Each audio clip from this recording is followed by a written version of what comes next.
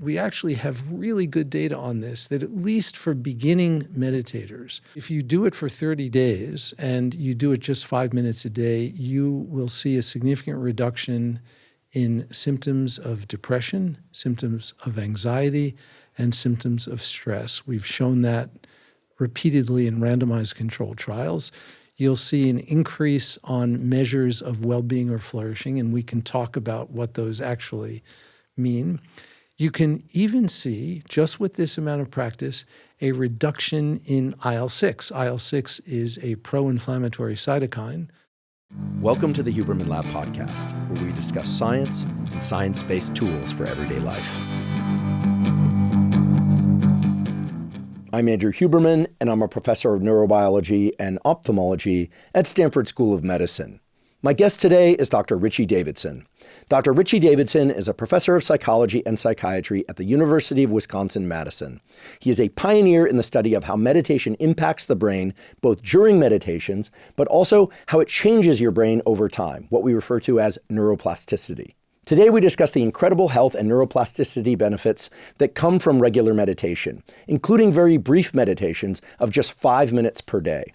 Dr. Davidson also dispels many common myths about meditation. For example, contrary to what most people believe, the point of meditation is not to clear your mind or to feel inner peace during the meditation, but rather to observe your thoughts and any stress you might experience during the meditation. And in doing so, it's kind of like the final hard repetitions of resistance exercise or the burn you might feel during cardio, which comes from lactate. In that sense, the stress you feel during meditation and your ability to observe it acts as a sort of lactate of the mind that in turn makes you adapt. It makes you more stress resilient, focused, and peaceful outside of the meditation. Dr. Davidson also explains how your brain changes during different types of meditation, such as open monitoring meditation or eyes open meditation, walking versus seated, and standing meditations, and more. I've been doing meditation over many years, but this conversation with Dr. Richie Davidson changed my daily routine. Afterwards, I immediately started implementing a 5-minute per day meditation of the sort that Dr. Davidson describes specifically for stress resilience. And I have to say it's had a profound impact on my levels of mental clarity, focus, and sleep, and stress, just as he explains. In fact, it's proved to be one of the most beneficial practices I've taken on, especially on days when I wake up with tons to do, a little bit stressed or a lot stressed, and if I didn't sleep quite as well as I would have liked. So today you're going to hear about the incredible science of meditation, the brain and bodily changes that occur, but also how you can rewire your brain using meditation. Dr. Richie Davidson is a true pioneer in this field, being one of the first to bring brain imaging and studies of mindfulness and meditation to the West. He has, of course, authored some of the most impactful research papers on these topics, but also popular books, including a new book coming out later this month entitled Born to Flourish: How to Thrive in a Challenging World, which I myself look forward to reading. Before we begin, I'd like to emphasize that this podcast is separate from my teaching and research roles at Stanford. It is, however, part of my desire and effort to bring zero cost to consumer information about science and science-related tools to the general public. In keeping with that theme, today's episode does include sponsors. And now for my discussion with Dr. Richie Davidson. Dr. Richie Davidson, welcome. Thank you, Andrew. I'm honored to be here. Well, it's an honor to have you here. I am a longtime fan of your research, of what you've built at the University of Wisconsin-Madison, the books you've written. We'll talk about your new book. I didn't even know you had a new book. This wasn't a book tour invite. I had seen you give a seminar at Stanford, and I said, great, here's my opportunity to finally get you on the podcast. But you really transformed the way that I think about not just meditation, but all states of mind and how that relates to our individual traits and how those can change over time. Today, we'll talk about concept and protocols, but I'm curious how you think about states of mind generally. I think it's really important that we frame the discussion with this because we all know what sleep is. Most people have heard that sleep has different components, REM sleep, et cetera. We know what it is to be awake, stressed versus calm, but how should we think about states of mind? And then once you tell us how you think about that, perhaps then we can better place this thing we call meditation into a particular bin. So thank you first for having me, Andrew. And I just want to say I've been a long-term fan of yours, so I'm really happy to be here. In terms of states of mind, I think that at the outset, it's really important that we also remind listeners that there's a thing called traits too. And so we can't talk about states without also talking about traits. And we'll get to traits in a moment. But I think with regard to states, we can think of them as organized patterns of activity in the brain that have corresponding organized mental correlates, if you will, or subjective correlates. And there are certain states that occur with regularity that are part of our biological rhythms. And so most human beings will have states of wakefulness, of deep sleep, and of REM sleep every day. And that is regulated by well-known kinds of biological rhythms. And then there are other kinds of states that are sometimes described that are states during what we normally think of as waking, although I think, honestly, the concept of state is often used loosely without rigorous boundary criteria for what constitutes a state and how it might be distinguished from another state. There are certain states which, if they occur with regularity, will lead to a trait. They'll lead to a shift in the baseline for the next state. Mm-hmm. There was a paper I wrote many, many years ago with my dear friend and colleague, Daniel Goleman, who I wrote the book Altered Traits with. And the origin of altered traits is really in a sentence that we wrote in a paper 20 years earlier where we said the after is the before for the next during. The after is the before for the next during. Let's drill into that for a second. Yeah. So what we mean by that is that how you are after a state, say you do a little meditation practice and it leads to a state change, that state change may persist in some way, and that becomes the next before for the next during. The during is the state, is the meditation state. And so it's a description of how a state can lead to a trait. In the domain of emotion, you might think that frequent bouts of anger, which you can think of as a state, can lead to the trait of irritability, which is sort of chronically having a low threshold. You can think of a trait in certain cases as altering the threshold for the elicitation of a state. So a trait of irritability would be a trait where you have a lowered threshold for the elicitation of anger, for example. Yeah, I love that example because I know that many people will resonate with it because so much of what we see online nowadays is designed to capture our attention by engaging a negative affect, mild anger, frustration, or even outrage. There's other content online too, of course, and this podcast is online after all, and many other sources of what I consider benevolent educational information. But it is so true that, what we experience in one portion of our day impacts how we are in the rest of our day. And perhaps the simplest correlate for all of it, for me anyway, is sleep.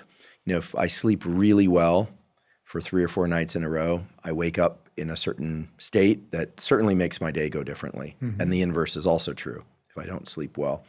I feel like we have such great nomenclature and understanding of brain activity, and how that impacts emotionality for sleep. We know that REM sleep-based dreams are very vivid. Slow-wave sleep-based dreams are less vivid, perhaps. We know the electrical activities associated with those different states of sleep. I'm aware of a lot less information about brain activities and clear definitions of waking states of mind. Do you mind if we talk about this for a little bit? Sure. It's been a few years since I've heard about, and I don't think we've ever really talked on this podcast about alpha waves, beta waves, theta waves. Maybe you just educate us a bit on some of the waking brain states that we've all experienced perhaps are in right now, but we just don't hear about that much anymore. So yeah, we can talk about those oscillations of brain electrical activity, and there are broad suggestions for what kind of state they may reflect. And I'll go through that, but it's also important to recognize that you can be showing alpha activity in one part of the brain and beta activity in another part of the brain simultaneously.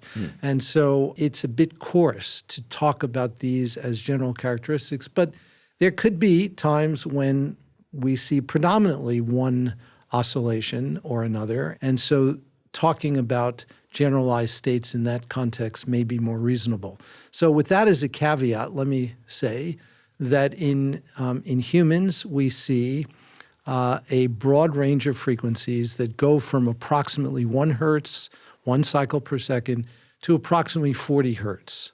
And from roughly 1 to 4 hertz is delta activity that is typically not seen during waking. It's predominant during deep sleep. And there is data that suggests that the density of delta activity or slow wave activity during deep sleep is actually diagnostic of how restorative that sleep is, which is a whole separate set of issues and super cool. And there are actually some really interesting, highly novel strategies now using neurostimulation to actually boost slow wave activity during deep sleep, which may actually help to potentiate some of the skill acquisition that we do during the day, including meditation. And we're doing some of that work now, which is actually, you had asked earlier before we started about some novel new work that we're doing, and that's also one of the really cool new things. So we can dive into that. I'd like to take a quick break to acknowledge one of our sponsors, David. David makes protein bars unlike any other. Their newest bar, the Bronze Bar, has 20 grams of protein, only 150 calories, and 0 grams of sugar. I have to say, these are the best tasting protein bars I've ever had, and I've tried a lot of protein bars over the years. These new David bars have a marshmallow base, and they're covered in chocolate coating, and they're absolutely incredible. I, of course, eat regular whole foods. I eat meat, chicken, fish, eggs, fruits, vegetables, etc. But I also make it a point to eat 1 or 2 David bars per day as a snack, which makes it easy to hit my protein goal of 1 gram of protein per pound of body weight.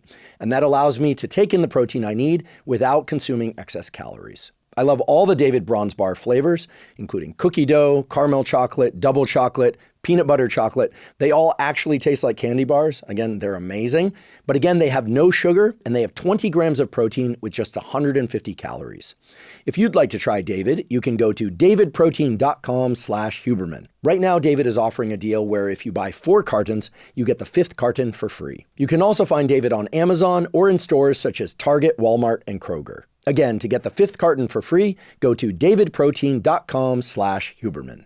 Today's episode is also brought to us by 8 Sleep. 8 Sleep makes smart mattress covers with cooling, heating, and sleep tracking capacity. One of the best ways to ensure you get a great night's sleep is to make sure that the temperature of your sleeping environment is correct. And that's because in order to fall asleep and stay deeply asleep, your body temperature actually has to drop by about 1 to 3 degrees. And in order to wake up feeling refreshed and energized, your body temperature actually has to increase by about 1 to 3 degrees. 8 Sleep automatically regulates the temperature of your bed throughout the night according to your unique needs. I've been sleeping on an 8 Sleep mattress cover for nearly 5 years now, and it has completely transformed and improved the quality of my sleep. The latest 8 Sleep model is the Pod 5. This is what I'm now sleeping on, and I absolutely love it.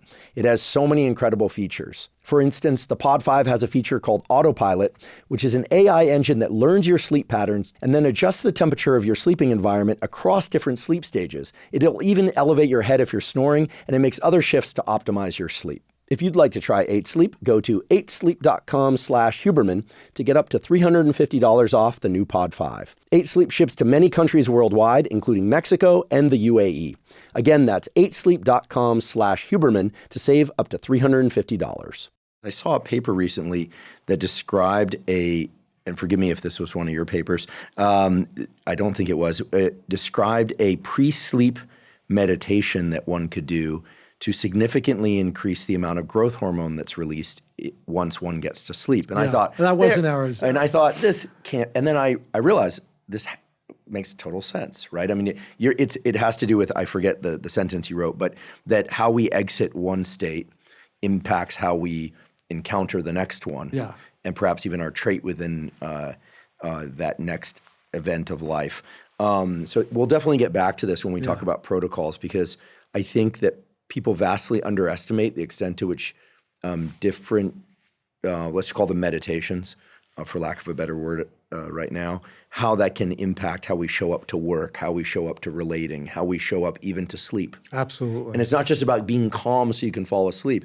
Turns out this meditation that was described boosts growth hormone in a incredible way without altering some of the other features of sleep. I saw that paper too. Oh, okay. It wasn't ours. But yeah, super interesting. I agree. Yeah, so just to continue with the brain oscillations, I talked about delta. The next faster brain rhythm is theta activity, which is roughly between 5 and 7 hertz. Theta activity is often seen during transition from wakefulness to sleep. And it's associated with these, as you were saying earlier, these liminal states. It's also been associated with certain kinds of meditation.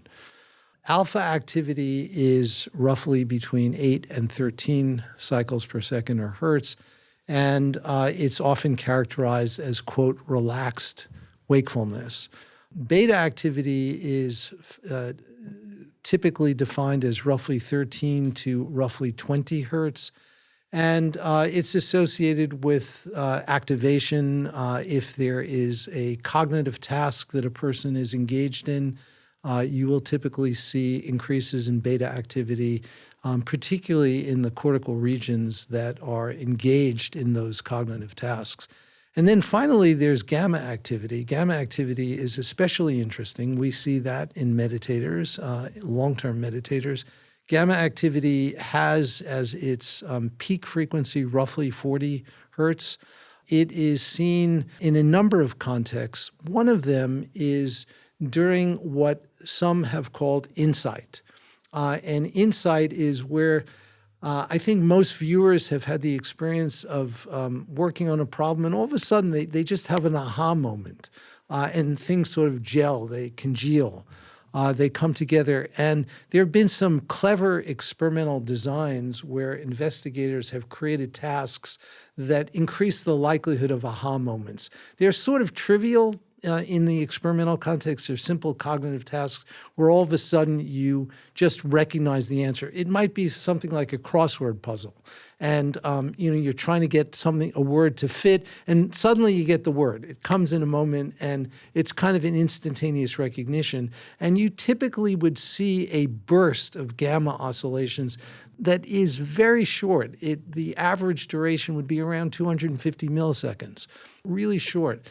What we see in these long-term meditators is the prevalence of high-amplitude gamma activity that goes on for seconds and minutes.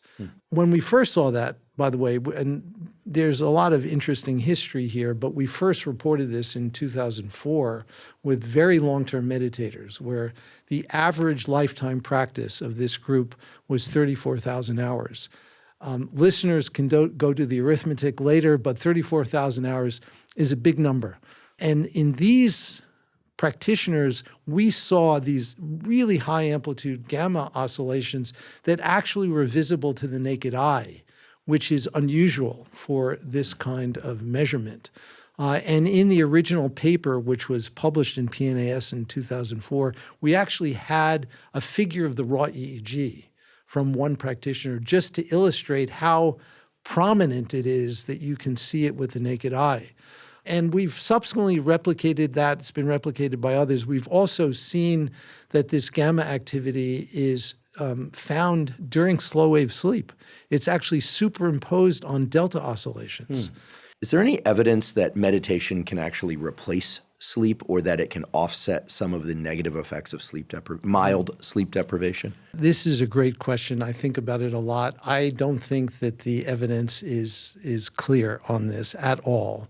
And I'll give several examples. First, the Dalai Lama, who probably meditates more than anybody I know, he has a practice of literally doing approximately 4 hours of meditation every day. And he's been doing that for more than 60 years. I'm reassured by that. If you told me the Dalai Lama meditates for 40 minutes a week, I'd actually be concerned about the role of Dalai Lama. So the title, And he very proudly says, I sleep 9 hours a night. Wow. Okay. 9 hours a night, and he gets 9 hours of sleep. That's his regular sleep. And he gets it all the time. And, I don't know whether he would say he needs it, but he gets 9 hours a night, and he's very proud of that. Okay. That's one counterexample. Myself, I have done a bunch of sleep science collaborating with some sleep researchers. And many years ago, one of these people said to me, Richie, you really should give up an alarm clock. Just don't use an alarm clock anymore. And I was getting at that time between 5.5 and 6 hours a night of sleep. And I gave up the alarm clock, and my average length of sleep increased by about 30 to 45 minutes. Mm-hmm. And I feel much better. Oh, sure. Especially since the extra sleep tends to be toward morning, you're getting more REM sleep. Exactly. Now, the difference for me between 5.5 and 6 or 6.5 is in terms of just subjective well-being and focus, et cetera, is tremendous. Slightly related question. If one were going to choose to meditate and had the option to do it at a sort of liminal state between, let's say, being awake and going to sleep at night, or between sleep and shortly after one wakes up and starting the day, versus in the middle of the day or in the middle of the morning, is there any advantage to placing meditation in one of these, what I'm calling liminal states or transition states between sleeping and awake, in either direction? I would say probably for most people, yes is the answer, but I think there's a lot of individual variability. In general, I would say it's useful to meditate when you're feeling most awake and less sleepy. Sleepiness is an important obstacle in meditation, and there's a lot to say about that. Yeah, I'm surprised to hear that. I expected you to say that one should meditate at a time when the brain is closest to sleep, because you want to be in a state of mind that's less about controlling your thoughts. But then again, I could also see an argument for how meditation involves a redirect of attention. So let's actually drill into this a bit. Yeah, what is the meditative state that one is seeking for, quote unquote, effective meditation? Yeah, so first let me say that just like there are hundreds of different kinds of sports, there are hundreds of different kinds of meditation. They don't all do the same thing. They have different effects on the brain and the body. And so I think it's really important that we not lump all of meditation together. So that's one really important thing. Can we divide it up? So for instance, if we were going to draw the parallel with exercise, and maybe we'll do that several times today, we can broadly lump exercise into cardiovascular and resistance training. There's also mobility work, and then there's a bunch of other stuff. With meditation, can we create some broad bins? Yes. And what are those broad bins? And then we can go into specific practices. Yeah. So yes, we can create some broad bins. And we've done that. We've published some papers that offer typologies for classifying different meditation states. So one kind of meditation we call focused attention meditation. And focused attention meditation is where you are narrowing your aperture of awareness to a specific object. It could be an external object. It could also be an internal. It could be, for example, your respiration. It could be a sound. And there is a narrowing of the aperture. And this is all broadly within the category of practices that we would say are cultivating aspects of awareness. So another awareness practice is what we call open monitoring meditation. And open monitoring is where there is no specific focus, but rather the aperture is broadened. And There is no specific intention to focus on any one thing or another. The invitation is to simply be aware of whatever is arising as it arises. One of the aspirations there, or the invitations, is not to try to get rid of thoughts, because our minds and our brains are built to generate thoughts. So there's no goal, if you will, to get rid of thoughts, but rather to, if thoughts arise, that's another object that you can be aware of. You know, we talked about sleep and sleepiness and that earlier. You can even, you can be aware of being sleepy. You can be aware of being distracted. The goal, if you will, is not to change or to fix anything. If you will, the invitation is to shift from a mode of doing to a mode of simply being. I want to talk about this thing about doing to being, because the language can sound a bit mystical and vague to people, but as a longtime practitioner of yoga nidra, I've talked a lot about on this podcast, there's this instruction inside of yoga nidra to shift from thinking and doing to being and feeling. Mm-hmm, exactly. Which is beautiful language, poetic, et cetera, but also as neuroscientists and for the general public, I think it might be useful for us to maybe double click on that for 1 second. Yep. As a neuroscientist, I think of thinking and doing as, okay, doing is action. So the opposite of that would be stop moving the body. Thinking, well, there's a whole discussion to be had about what is thinking in neuroscience, but certainly you wouldn't want to plan. You wouldn't want to be ruminating on the past. Presumably you would want to be more in a state of sensation and perceiving what's happening right now. So is that an appropriate breakdown, or is it wrong? Is it insufficient? I'm not trying to score an A with the professor here. I'm trying to figure out, when we hear move from thinking and doing to being and feeling, what does that mean in terms of actionable steps that people can take? Yeah, so I think that the way you describe it is basically accurate, with a little bit of perhaps tweak.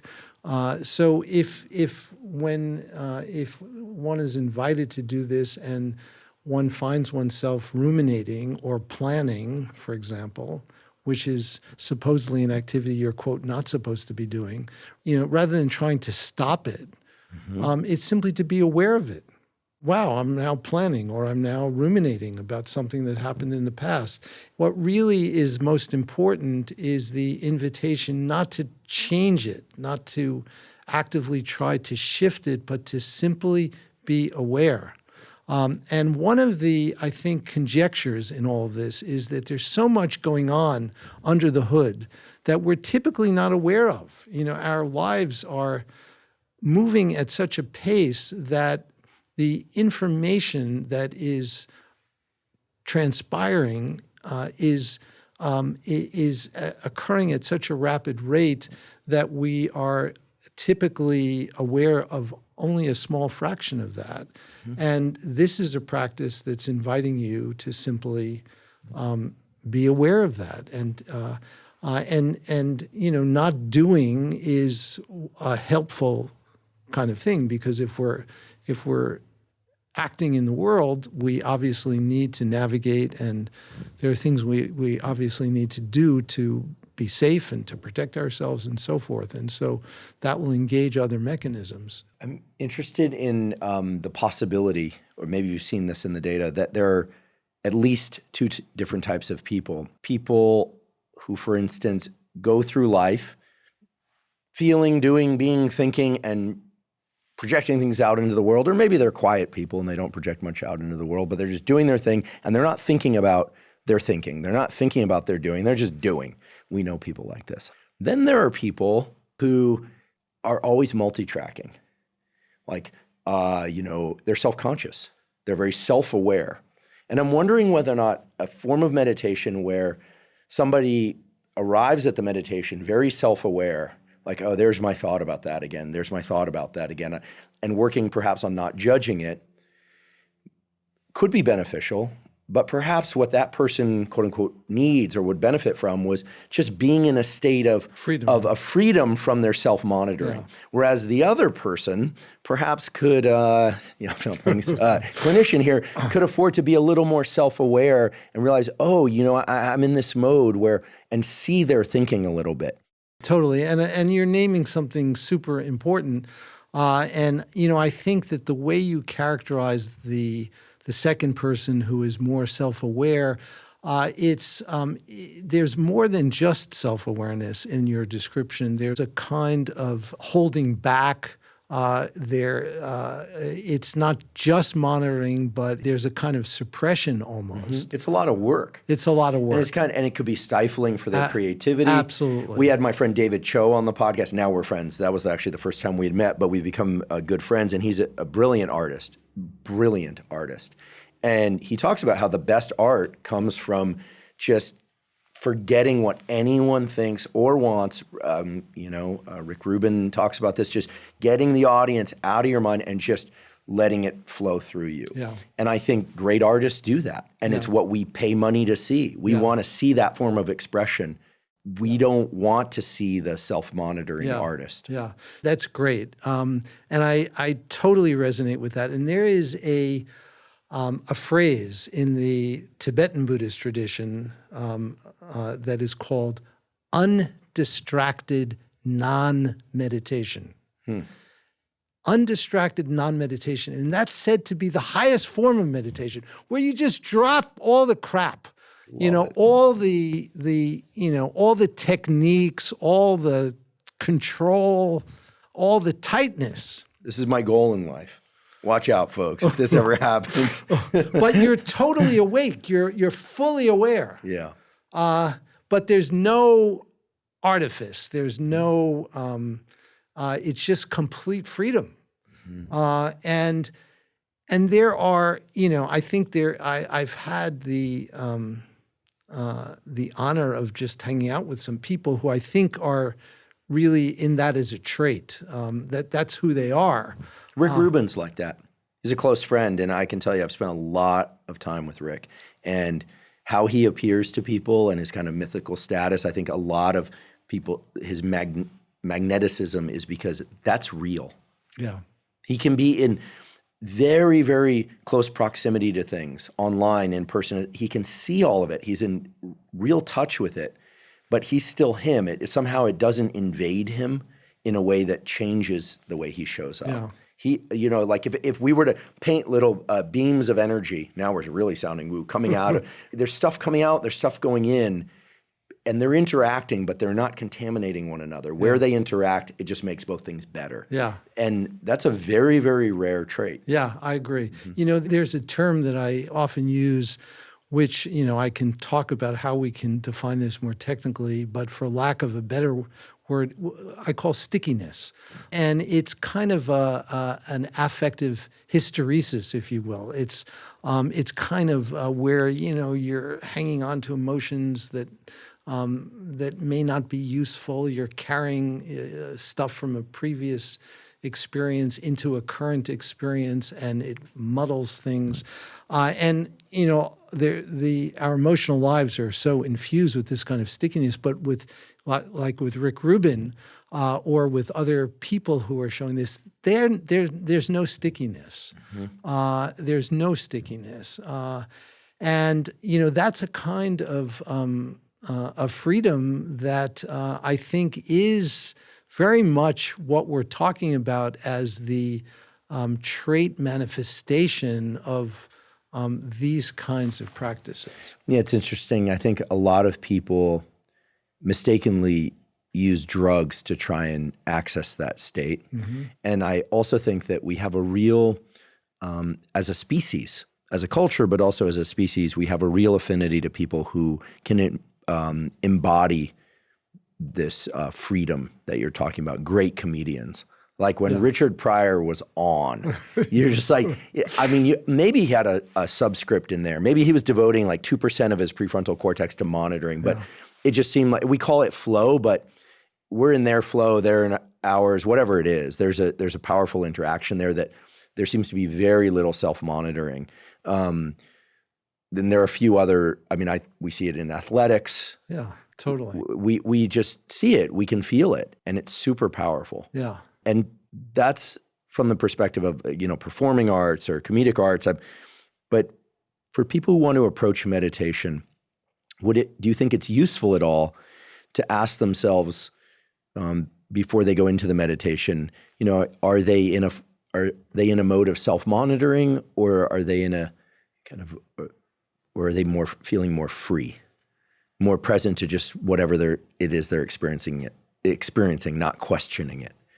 Yeah. And asking them for... do you think it's useful in order to get the most out of a meditation practice? I guess what I'm getting at indirectly here is most meditation practices involve shifting from doing one thing to, maybe you're walking, maybe you're open eyes, but typically I think people either sit or lie down, close eyes, and start focusing on their breathing and trying to, quote unquote, get present. Is there anything? Although the kind of practice that I most often do is actually with eyes open. But really? Yeah. Oh, well, then just tell us about that. What would be a good, let's use the parallel to cardio again. I would say if somebody is really out of shape and wants to get in shape, I would say the first thing is take 2 20-minute walks a day.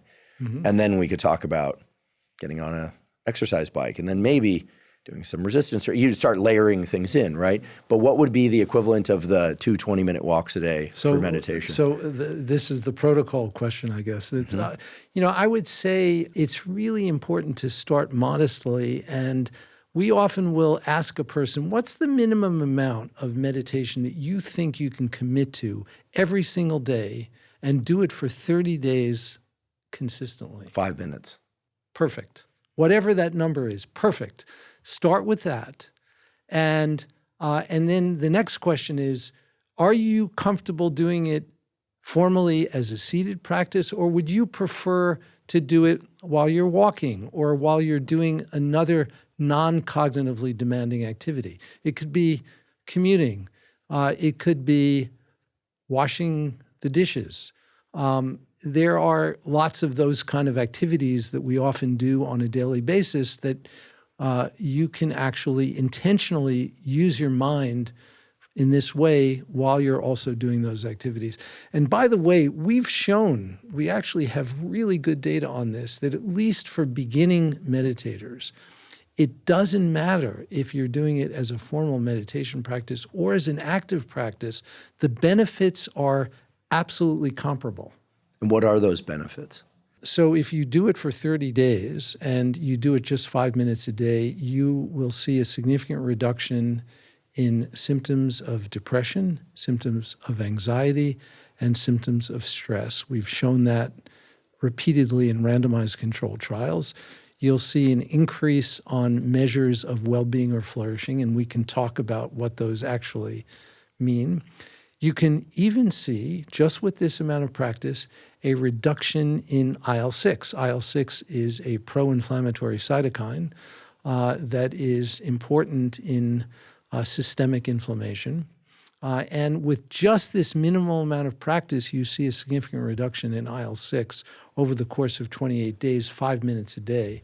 We've actually seen changes in the microbiome, and we've seen changes in the brain.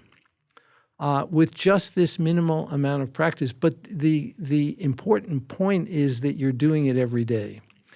When people ask me what's the best form of meditation that they should do if they're just beginning, I say the best form of meditation that you can possibly do is the form of meditation that you actually do. So figure out what that form of meditation is and then stick to it. Do it every single day. I love this. I actually am going to challenge our podcast audience to 5 minutes a day for 30 days. I'll put something out on social media. Rob, please remind me to put something out on social media to do 5 minutes a day for 30 days, because what you describe are significant health effects. Yeah, totally. And as you describe them, it made me remember this set of experiments from neuroplasticity. Do you mind if I share these? Please. Because this is a theoretical / practical question as we move into these protocols. But before we do that, what should we call this protocol. It's the Richie Davidson. 5 minutes a day. 5 minutes a day. Richie's 5. It's the Richie's 5 meditation. I'm going to start that. Later I'll share what I've been doing, but it's not even that. I've been doing 10 breaths upon waking. 10 breaths before I get out of bed. I'm like, if I can just do 10 breaths of focused meditation before I get out of bed, the whole day will go better, and it tends to. There's this wild set of findings in the neuroplasticity research that most people don't talk about because it's very inconvenient for neuroscientists. We're all familiar with the enriched environment thing, where you give rats a bunch of toys or mice a bunch of toys or monkeys a bunch of toys. And the idea would be if you give kids a bunch of toys or listening to Mozart, that their brains will develop more. You see more physical connections, you see improved cognition, et cetera, et cetera. A really smart guy down at University of California, Irvine, Ron Frostig, did an experiment where he said, maybe this is all backwards. Maybe the normal cages they live in without all these toys are just deprived environments. And it turns out that's probably the case. Yeah. So all this enriched environment stuff, it's not that it's BS, it's just that the experimental conditions were so deprived that what you had was most animals just deprived in a certain way, then you give them what they needed naturally, and all of a sudden you saw more connections, et cetera. If we applied that to meditation, something that we think of as kind of an enriched mental environment. Okay, I'm going to now do this exercise. I'm going to do 5 minutes a day, or 10, or 20. We think of it as kind of adding exercise, but riding a treadmill, doing resistance training, I mean, we used to just farm and go get water and do things. So in some sense, all of that is a replacement for a quote unquote deprived environment. Exactly. So is it possible that what you're describing is not something that people developed over time, but rather something that was core to our experience as humans and that the brain needed, but that with the advent of technologies and busyness or whatever, we've gotten away from? And so when you talk about doing 5 or 10 or 20 minutes of meditation a day and seeing all these health effects, what we're doing is we're actually just putting back what needed to be there in the first place. This is like the equivalent of you getting your 30 minutes more sleep because alarm clocks weren't really a thing 2,000 years ago. Does that make sense? It makes sense, but, and I think that there's an element of truth to it, but I also think that there's some additional discussion that we should have about it and dialogue. So first of all, these practices have been around for, 2,500 years or more. It's not like they've been invented in the modern era to deal with the separation that has occurred between humans and the natural world that is a distinctly modern kind of invention. So that's one thing. The second thing is that, yes, I agree with you that the characteristics that we're talking about as traits that are outcomes of these practices, there are many ways to get there. And there are probably natural ways to get there that don't require meditation. And in fact, when in our early days, we interviewed these practitioners around Dharamsala, India, who were practitioners that the Dalai Lama referred us to, who were spending 30 years in retreat. They're called hermit monks, and you have to hike for 3 hours to find their cave. And we interviewed these people. They told us, well, I need to meditate, but many others are just born, or they're just naturally have these qualities. They don't need to meditate as much as me. I'm just a simple, poor monk who really needs to do this because I'm inferior to those people, if you will. And it's kind of modesty, but also, there may be some truth to that. And so I think that is real. But I also think that the qualities, like, for example, kindness, I believe, and this is the subject of this new book that I wrote with my colleague Courtland Dahl, Born to Flourish, qualities like kindness are innate. They are part of our innate repertoire. But in order for them to be expressed, they require nurturing. And it's very similar to the way scientists talk about language. Language is innate. I think most scientists would agree with that. But we know that there have been case studies, for example, of feral children who are raised in the wild, and they don't develop normal language. So in order for the language to develop normally, it requires nurturing of some kind. And kindness is the same thing. It requires nurturing in order for it to be expressed. And similarly, for other qualities that we're cultivating when we meditate, I think those qualities are innate, but they require nurturing. And in certain cases, I think that in order for those qualities to really be expressed at high levels, if you will, intentional nurturing may be required. For at least the vast majority of people, there may be, statistically very rare people who emerge who are like this from the start for whatever reason. But for most of us, I think this kind of nurturing is important. As many of you know, I've been taking AG1 for nearly 15 years now. I discovered it way back in 2012, long before I ever had a podcast, and I've been taking it every day since.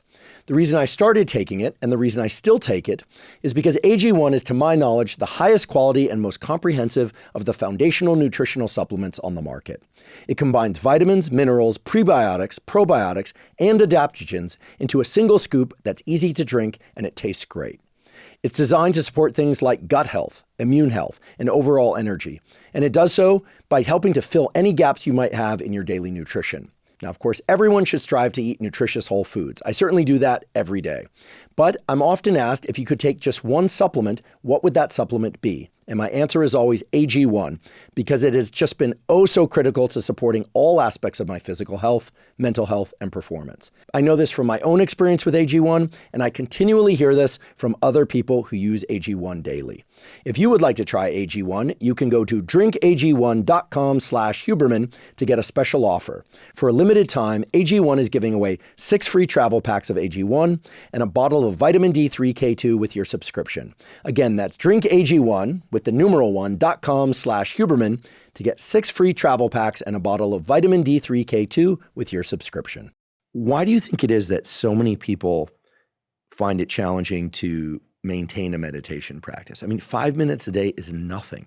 10 minutes a day is barely anything, even for the very busiest person. And the positive effects that you describe, and we could also layer in reduce stress, anxiety, lower resting heart rate, increase, feelings of well-being, and on and on. I mean, there are just so many great studies now, including, like you said, double-blind trials. I mean, it's incredible. So why do you think it's so hard for people to maintain this practice of just saying, okay, you know what, I'm going to just go into this atypical state. It's not being stimulated by anything in my environment. I have to do this internally. There aren't gyms to go to for this. Although, I mean, there are breathwork classes and things like that, but people don't tend to stick to it. Yeah. That's the challenge. So I do have a theory about it, which I'll share. But before I do that, let me just say that I often use the analogy of brushing our teeth. When humans first evolved on this planet, none of us were brushing our teeth. And somehow a very large swath of humanity has learned to brush their teeth every day. It's not part of our genome. I think most people brush their teeth so that their breath isn't bad. I think they like the idea that their teeth look cleaner and they get less gum disease, et cetera. But all the scary stuff is actually very ineffective public health messaging. I mean, that's my guess. Yeah, so actually that's quite interesting, that view. But getting back to your question, why do people find it so hard? So there was a study published in Science not too long ago by a group of social psychologists. And it was a study of, quote, boredom. And what they did essentially in this study, the core of it was they took people into the lab and they said, we had a little problem and you guys are going to have to wait for like 15 or 20 minutes before the experiment starts while we fix some piece of equipment. And they were in a waiting room. There were magazines and books around. And they also said that social psychologists are really good at creating these scenarios. And so another experimenter came in and said, they're from another research group and they understand that They have to wait a little while. And we have another experiment that you can do in the meantime, and it involves receiving electric shocks. And of course, it's completely voluntary. You are free to participate or not. And the bottom line is that this is particularly male undergraduates in the United States prefer to shock themselves than to sit alone and not do anything. It's a robust finding. People could not sit without doing something, is the bottom line. And the reason, I think, is that once we actually begin to inspect our own minds, most people are frightened at the chaos that they see. One of the things we found when we look at in a very granular way is that when people start to meditate, we see a statistically reliable increase in anxiety in the first week. Interesting. And that's often when people say, I can't do this. It's making me crazy. And what we tell them is you're doing exactly the right thing. You're noticing the chaos in your own mind. This is the soreness that comes from a new exercise program. Yeah, exactly. But people know to associate the soreness with, okay, the exercise was effective, it's going to lead to an adaptation. And we haven't changed the narrative yet about this, but what we're trying to, where we say, this is great that you're feeling anxious. It's exactly what you should be feeling. Forgive me, I'm doing all this in real time, so if I'm slow, there's a reason. The analogy to exercise feels ever more important now because thankfully the narrative has been embedded in people's minds that you lift objects or you cycle or run or row or swim, et cetera, to stimulate an adaptation. I think that the exercise scientists, the fields of health and wellness, whatever it is, has been very effective in getting the message out that the burn in your muscles is the thing that's going to lead to an easier run the next time, to more fitness, more longevity, more well-being, et cetera. But it's discomfort in the moment. For a long while now, I've been trying to convince people, because it's true, that the agitation that one feels trying to solve a problem or read a hard page or passage in a book, the one that you have to return to 3 times that you can't wrap your head around, that agitation is the stimulus for neuroplasticity. If you could just breeze right through it, the brain has no reason to change. No. It's not stimulated to change. It can, after all, just do the thing you're trying to do. So it becomes sort of a duh when you look at exercise or you look at cognitive development.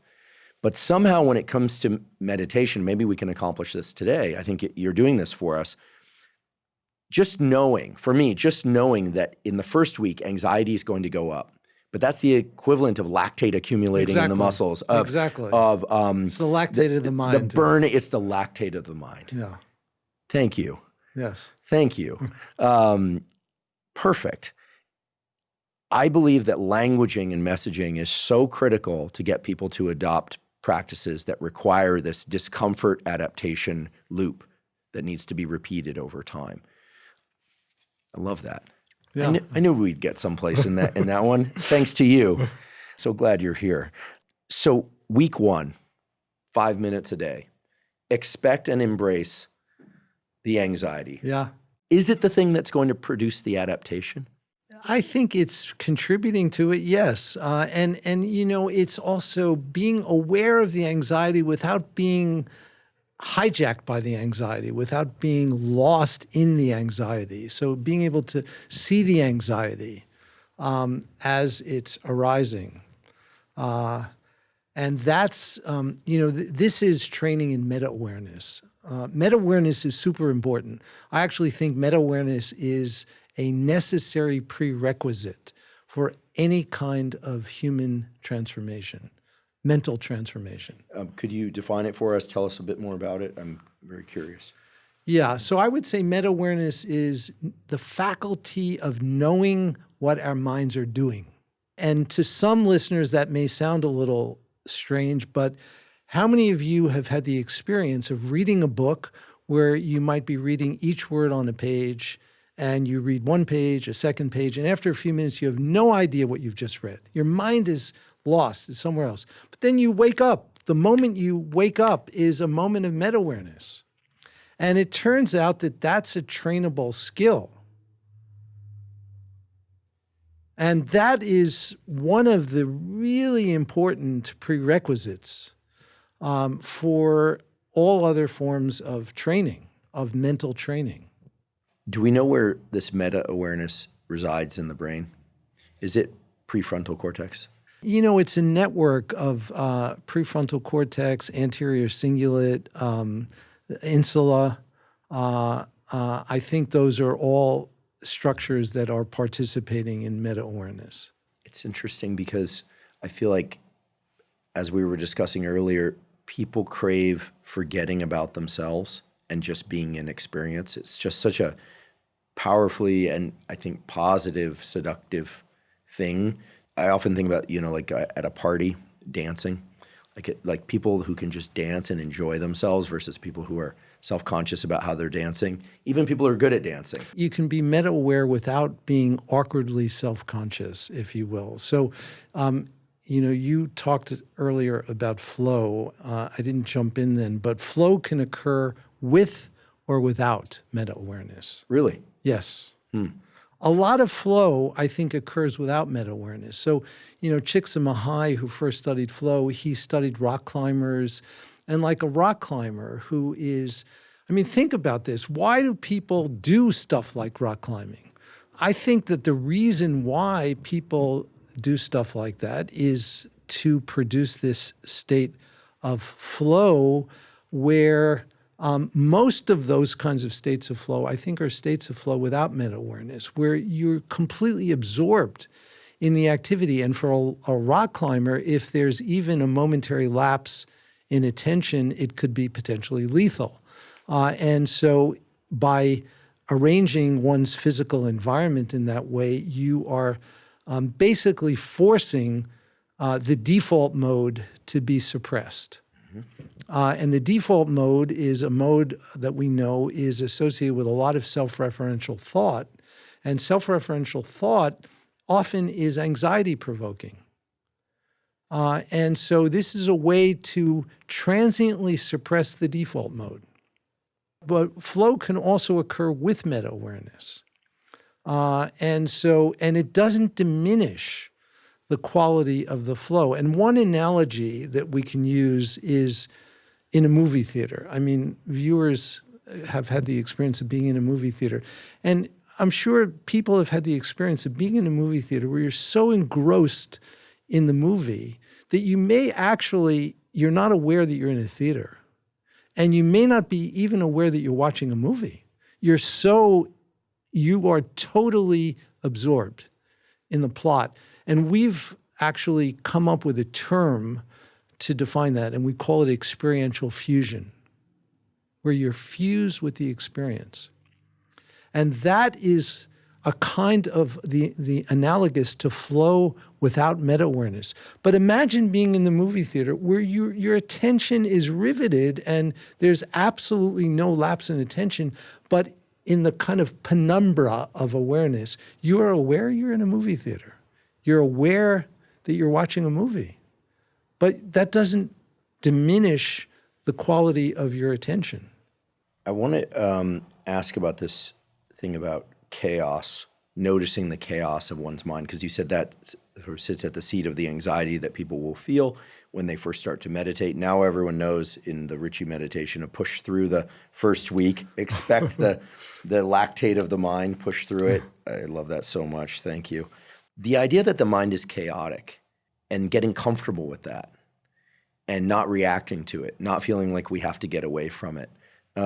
We've heard this before, but I think it's somewhat of a novel concept to me to think that a goal of meditation is to be able to see that and sit with it, not necessarily eradicate it. I think you said the Dalai Lama. I think for most of us, we see the Dalai Lama and other monks in robes, and you say he sleeps 9 hours per night and he's meditating 4 hours per day, and we think, all right, he looks very blissed out, and that's great for them. Do you think he has chaos in his mind? Is the idea that extreme meditators or even, well-practitioned meditators are free of the chaos, or that they're just comfortable with the chaos? I would say that it's a developmental process that changes longitudinally. So initially there's a lot of chaos, and I think it gradually subsides. I don't think it's like a step function. I think it really occurs gradually over time, and the chaos just sort of naturally diminishes. But that's a long-term process. And I think for most of us, there's always going to be some chaos. But part of the chaos also is, I think, a source of creativity. And, when we talk about meta-awareness and awareness of all that's going on in our mind, I often give my students the permission to, even if they're not meditators, to just spend a couple hours a week inspecting your mind. Just inspect your mind. Pay attention to what's going on in your mind. Don't do stuff outside, and if you come up with some interesting thought, write a little note to yourself as you're doing this. Not a lot of words, but just a note to remind you when you're finished with this session. And I have the conviction that there's a lot of creative work that humans do on a regular basis that's kind of like dreams. Most people don't remember their dreams, but they occur reliably. And I think that there's a lot of creative thought that occurs on a regular basis, but we just don't pay attention to it, and we forget it, just like we forget our dreams. But if we have the invitation to really inspect our mind in that way, I think this chaos actually often contains the seat of real creative insight that potentially could be valuable. I do too. I wake up every morning with at least one idea from the transition from sleep to waking. Sometimes it's from a dream. I often will record my dreams as voice memos. After I die, if somebody ever finds these voice memos, they're so crazy. Every once in a while I'll try and listen to one. I'm like, this is crazy. But I don't want to forget things, and sometimes I don't want to wake up and turn the lights on and I'll go back to sleep. And so I'll just record something in the voice memo, sometimes write it down. I think there's so much learning to be had from what's coming up from the unconscious mind in dreams, but also just having a mode of capture during the day, some way to just capture the things that spring to mind. The great Joe Strummer from The Clash, he said this. He said, if you are walking along and an idea comes to mind, you have to write it down because you think you'll remember it later, but you will remember it in a form that is not nearly as potent. Yeah. He said something like that, that this is the mind throwing you ideas and you have to capture them. I love that. I think it's wise advice. Friends of mine who are songwriters, poets, they do this all the time. They're constantly writing things down that they may or not develop something from, but they understand that there's information being thrown up to the surface for them. Yeah. And if you don't write it down or capture it in some other way, it goes. It's evanescent. I actually have, this may seem contrary to views of how meditation is done, but when I meditate every morning, I actually have a little notepad by my cushion, and occasionally, I don't do this every session, but maybe twice a week, I'll actually write down something during the meditation, 1 or 2 words, just to remind me, because something comes up in my practice, maybe an idea, and I want to remember it. And I know also that I won't remember it after. In the same richness. And so I'll just jot it down and then go back to my practice. Is meditation something that kids can do and benefit from? Has that been studied in a formal way? Yes, it's been studied. We actually developed what we've called a mindfulness-based kindness curriculum for preschool kids. Preschool. And we've actually published a randomized controlled trial in a public school system of this curriculum. And the curriculum is available freely on our website in both English and Spanish. So if any teachers are out there or teachers and want to use it, please feel free to download it and see how it is. But so it looks very different. So for example, what we do with a 3-year-old, one of the exercises that they love is we ring a bell in a classroom and we have them tell them, listen to the sound. And as soon as you no longer hear sound, raise your hand. And it's amazing to see this because you can get 25 3- and 4-year-olds sitting perfectly still for around 10 seconds. But, they could taste it. There's a palpable, sense of quiet in that 10 seconds. And then they all raise their hand excitedly. But they can really taste it. And so I do think it's possible. The other thing is, and this is something really important, there's something we've discovered empirically recently, which is that flourishing is infectious. It's contagious. Flourishing is contagious. Can you explain what that means and how you study that? Yeah.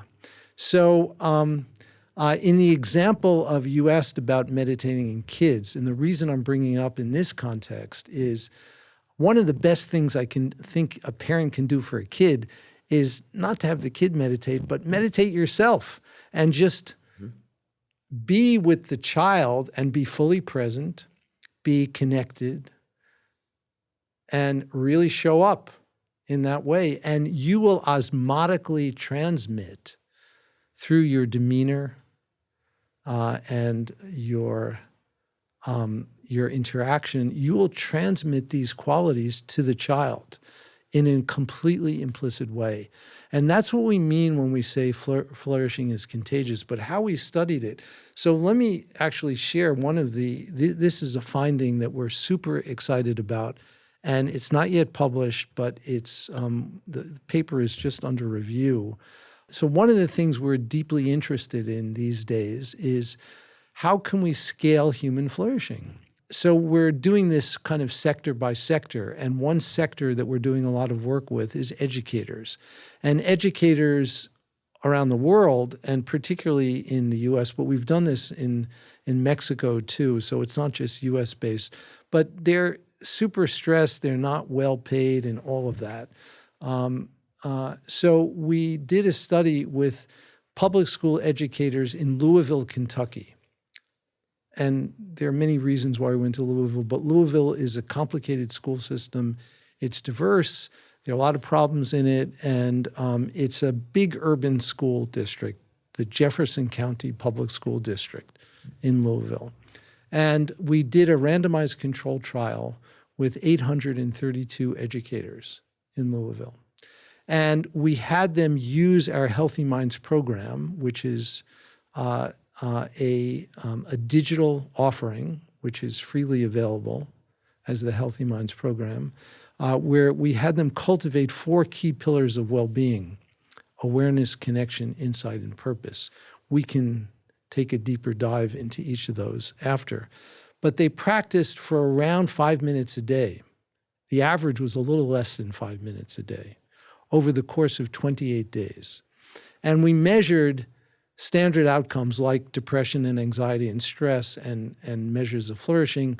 And we find what we found in other studies, which is that depression and anxiety and stress went down and measures of well-being and flourishing went up. But the real kicker is that we, by prior agreement, had access to the student-level data in the school system. So we were able to look at the performance of the students who are taught by teachers randomly assigned to the well-being training, and we compared them to students who are taught by teachers randomly assigned to a control group. The students had no idea that there was any research going on. And what we found is that on standardized tests, this is in middle school children, and the sample size for the students was around 13,000. And what we found is that the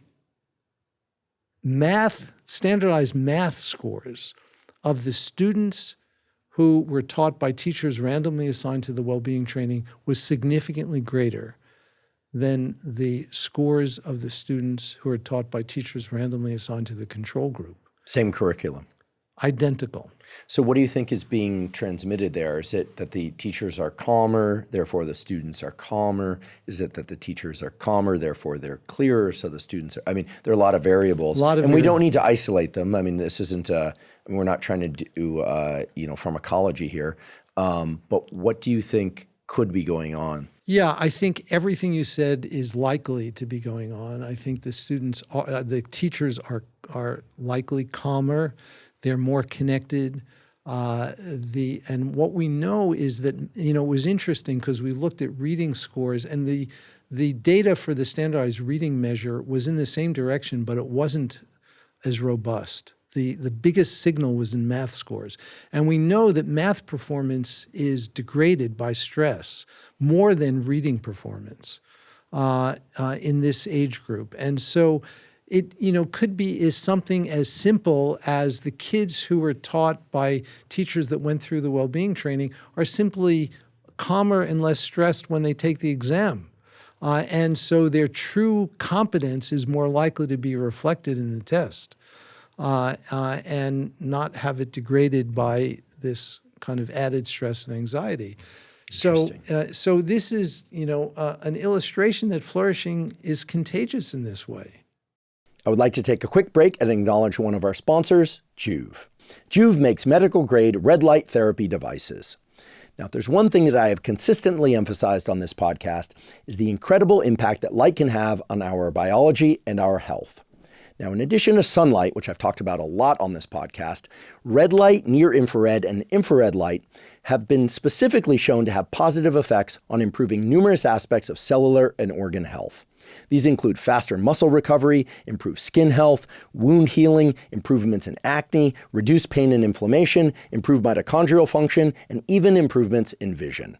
Nowadays, there are a lot of red light devices out there, but what sets Joovv lights apart and why they're my preferred red light therapy device is that they use clinically proven wavelengths, meaning they use the specific wavelengths of red light, near-infrared, and infrared light in combination to trigger the optimal cellular adaptations. Personally, I use the Joovv whole body panel about 3 to 4 times a week, usually for about 10 to 20 minutes per session, and I use the Joovv handheld light both at home and when I travel. If you would like to try Joovv, they're offering up to $400 off select products for listeners of this podcast. To learn more, visit Joovv, spelled JOOVV.com/Huberman. Again, that's JOOVV.com/Huberman. It's so interesting. And again, I can think of so many different variables that could be at play. We did an episode, one of our most popular episodes of ever, with a guy named James Hollis. Are you familiar with James Hollis? No. He's a probably by now 85-year-old Jungian analyst. Okay. Brilliant guy. He's written a number of books. The Eden Project, which is about relationships and relating, Under Saturn's Shadow on about trauma and healing. Just an incredible soul, an incredible human, and just an incredible educator. And I'm not alone in believing that. Just spectacular. And I said, he's a Jungian analyst. So I said, what's the key to a really good life? But can we talk protocols? And he said something really interesting that I think will resonate with what you're saying and perhaps shed some light on what happened with these students and flourishing in general. He said, it's so important that we wake up each day and we suit up and we show up and we work. In school, in relationships, in life, he said, but it's also just as important that we take a short amount of time every day and get out of stimulus and response. Because by getting out of stimulus and response, and I'm not being nearly as eloquent as Hollis, we come to know ourselves in a certain way that lets ourselves show up so much more effectively for everything else. And so maybe, just maybe, what these teachers achieve is by sitting in this anxiety, because now I'm thinking about the lactate of the mind. They're doing a practice which lets them experience the anxiety, not respond to it. They're getting out of stimulus and response. Exactly. And perhaps in the classroom, they're able to teach more effectively because they're not paying attention to the things that don't matter. Or maybe it's because they're also paying attention to the things that do matter. Their signal to noise is higher. Yeah. so to speak. Anyway, I couldn't help but reference the Hollis thing because to not do that would be remiss. But also, here's a guy who's saying you got to go to work each day. This is essential to building a good life, and you have to do all these things. And he's also saying, but getting out of stimulus response is what makes you effective in everything. And of course, improves your self-understanding. And I think what you're saying, I don't want to put words in your mouth, but what I think you're saying when you talk about meditation is that it's a way of getting out of stimulus and response. Yeah, absolutely. I think that's a great analogy. Yeah. Well, he deserves all the credit for all of that. You deserve all the credit for running all these experiments, because I feel like what's been so frustrating over the years has been to hear how powerful meditation is, but that for people in the West, the word meditation brings up ideas of mysticism and ancient things, and people think, well, that's not for me. Mm-hmm. Mm-hmm. That's not going to benefit me now in this world. But I would argue we need it even more so now. I agree. I think that, and I think that the divisiveness and polarization that is just eating away at our society is underscores the critical importance of this. I think it's needed now more than ever before in human history. And I think that it will, with just modest amounts of practice, and one of the other, kind of slogans that we think is really important is that it's easier than you think. It really is. 5 minutes a day has a measurable impact. And so I think that if we really take this to heart, if everyone practiced for 5 minutes a day, I have the strong conviction that this world would really be a different place. Oh, absolutely. I think the challenge is convincing people, and that's, you're doing it. We're trying to do that little by little. I mean, for a zero cost tool, it's just outsized positive effects. I think most people come to the table because it will lower their blood pressure. They hear that it will reduce their stress, maybe make them more effective, make them smarter, sleep better. But there are also the higher order effects that people talk about, gaining some understanding of consciousness and what it may or may not be. When do those effects tend to arrive, if they ever do? Right? Is it true that by meditating, by getting out of the stimulus and response and just watching one's thoughts and not responding to them and just non-judgment, that we can actually gain some fundamental insight into how our minds work? I do think that that's possible, and I think that it does occur. And, I think that if we're really good scientists, there is an important element of humility as we approach this that underscores really how little we know. And I think that these kinds of practices help us tap into something that I think is part of what it means to be a human being. And part of it is, honestly, we can use the words spiritual in some way, or transcendent. And by that, I mean something connected to something larger than oneself. And I know that this is getting into a little bit of woo-woo territory, but people do have a taste of this, and it helps to give their life more meaning and to infuse it with a kind of purpose that I think is really beneficial. I wonder, and I'd love your thoughts on this, whether by doing meditation and seeing that the mind is chaotic and that it's difficult to control, and that perhaps the best thing we can do is just observe and not respond to it, but not try and control it, that inevitably in one's meditation practice that the reality surfaces that we're all going to die. And I think for a lot of people, the fear of death is terrifying. I mean, it's inevitable and it's terrifying.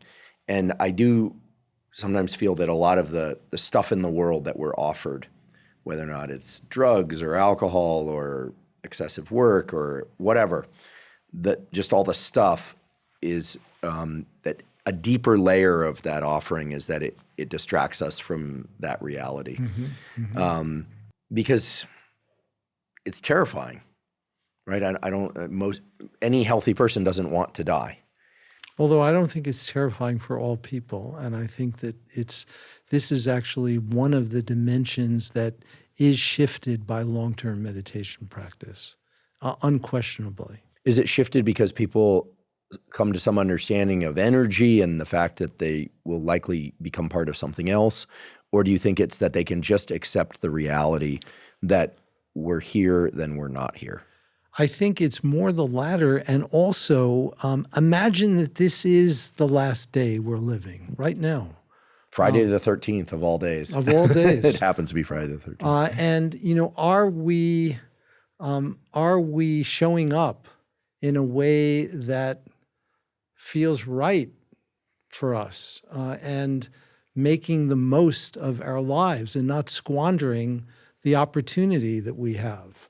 And if we can live every day in that way, it really will change, I think, how we approach our mortality. And I know for me personally, I mean, I feel very differently about dying today than I did like 15 years ago. That's one dimension where there's been a dramatic shift. Would you mind elaborating on that? How so? How did you feel about it 15, 20 years ago? Yeah, I was terrified, in the same way. I, had a family, I have 2 kids, I have all these, responsibilities, and I reflect on this. I really do. And, if I died today, I would feel like I've lived a very fulfilling life. And I'm fine with that. That's a great thing to be able to say. That's a great thing to be able to say. I don't think most people would probably be able to say the same wholeheartedly. Yeah. And you attribute some of that sense to meditation? Definitely, but it's been gradual. I've been at this. My very first meditation retreat was in 1974. And I've been practicing daily ever since. Every single day? Well, I may have missed 1 or 2 days a year when I had a 6 a.m. flight, but other than that, yes. And what is your practice, your most consistent practice been? My practice has changed many times over the course of these years, and very different traditions in which I've practiced. What about time of day? Is it typically morning? It's always been morning for me. You get up, you use the bathroom, have a drink of water and start, or you go right into it? No, I get up and I make myself these days a cup of strong black tea, and I drink the tea, which takes maybe 15 minutes, and then I meditate. Got it. Do you set a timer or a chime? Yeah, I do set a timer, and I meditate at various lengths, but my modal time sitting is about 45 minutes a day. Sometimes it's longer, sometimes it's shorter, but usually around 45 minutes a day. And maybe 3 or 4 days a week, I do a really short practice at night, maybe 5 minutes before I go to sleep.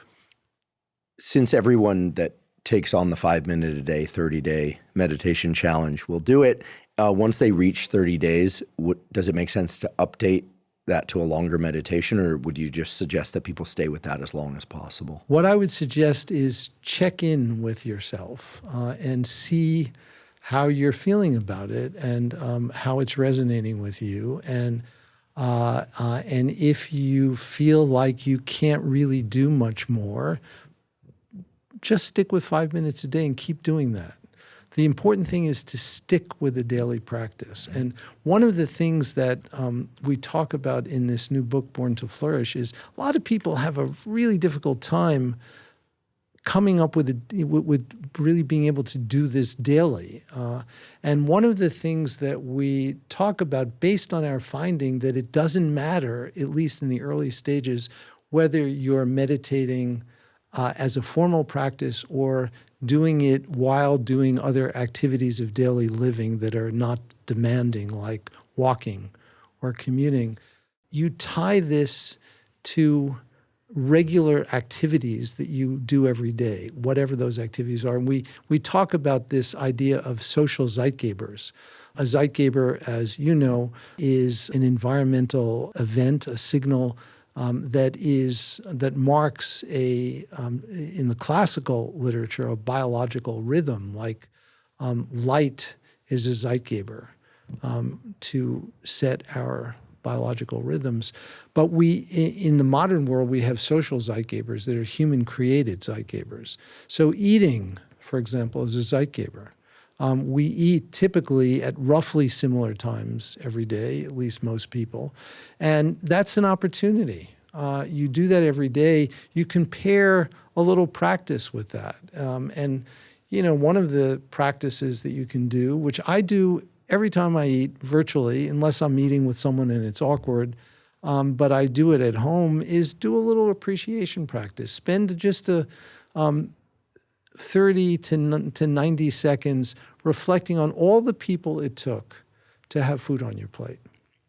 And it also gives you a sense of interdependence. And when I sit down, and have my breakfast, it's a cue for me. It's a social Zeitgeber. I do my appreciation practice every single time. And then there's crazy things you can do, like I have a cat at home. I'm the one who scoops the litter every night. I actually do that as a practice. And it literally takes no extra time. I do it while I'm doing the scooping of the litter. But I honestly do this in a very authentic, genuine way. I reflect on, the cat really appreciates this. My wife appreciates this. And people who go into the room with the cat litter appreciate that it's clean and scooped on a regular basis. And, I just reflect on that intentionally. It doesn't take much. It's easier than you think. Yeah, it's so interesting. I mean, I don't want to contort the message you're offering, because it's a powerful one, about bringing awareness to the things that we have to do anyway and allowing that to make us more effective and happier and more present. But there's also this idea around disciplines, and the word discipline is kind of heavy. Nobody really likes it because we got disciplined or something. But I used to pride myself on working longer hours than everyone. And as the years have gone on, I pride myself in consistency is my superpower. Mm-hmm. I may not show up with the most intensity every time, although sometimes, but intensity kind of waxes and wanes. But there's something about just showing up anyway and just doing it anyway that is so powerful. And I sometimes wonder whether or not the mind is it's our foe until we embrace that piece. Mm-hmm. It's kind of a little bit of what you're saying. Yeah. And I love the consistency theme and also the discipline. And yes, I think you're naming something real and important. And there's a delicate calculus that ranges between kind of letting go and discipline. And each person, I think, falls at a different point in this continuum. And what works for one person may not work for another. With regard to meditation, I always say that what's best for one person isn't necessarily what's best for others. And we have to discover what works for us. What we do know is that in terms of meditation, that consistency is really important. I was never a particularly good athlete or bad athlete, but I've just been really consistent at exercise. And I mean, I play fewer sports these days than I did, but just continuing to show up allows you to be the person among your peers. Not that it's competitive where everyone else seems to have quit and they're talking about how much this hurts and that hurts. And you're like, And all that you really had to do is just kind of keep going. And I sometimes think that the people that are max intensity and they, it's like gold medal or bust, they're always the ones, or often the ones that we don't hear from anymore. They're like gone. They burn out. Yeah. So I love the examples of the Dalai Lama and, the Michael Jordans of every domain. But I don't know. I mean, I'm more interested in being the person that at 50, 60, I mean, you're in your mid 70s. You look incredible. You're super vital, cognitively sharp. You're in shape. You're excited about life. You're not afraid of death. Clearly you're onto something, So, and I doubt it's just the black tea. I'm guessing it's to some extent, I mean, there you have all the other aspects of your life, but this consistency of meditation practice. Yeah, no, I think it's been super important. I do think that the discipline that you're talking about is really important, and it is part of it. But again, I think we need to find the right balance for each person. And initially, it's really important to have people invite them to taste this with the lowest possible friction so that they can really experience the benefit. And then it can gradually progress and they can, harness some discipline, which eventually will be important. I'd like to talk about online culture and social media just briefly because I don't want to demonize it. I teach on social media. This will be aired on various online platforms and clips of it will appear on social media. But I have this sneaking suspicion that by going online, the mind starts to believe this thing that's not true, that if we're not online, either posting or looking at what people post or both, that somehow will disappear.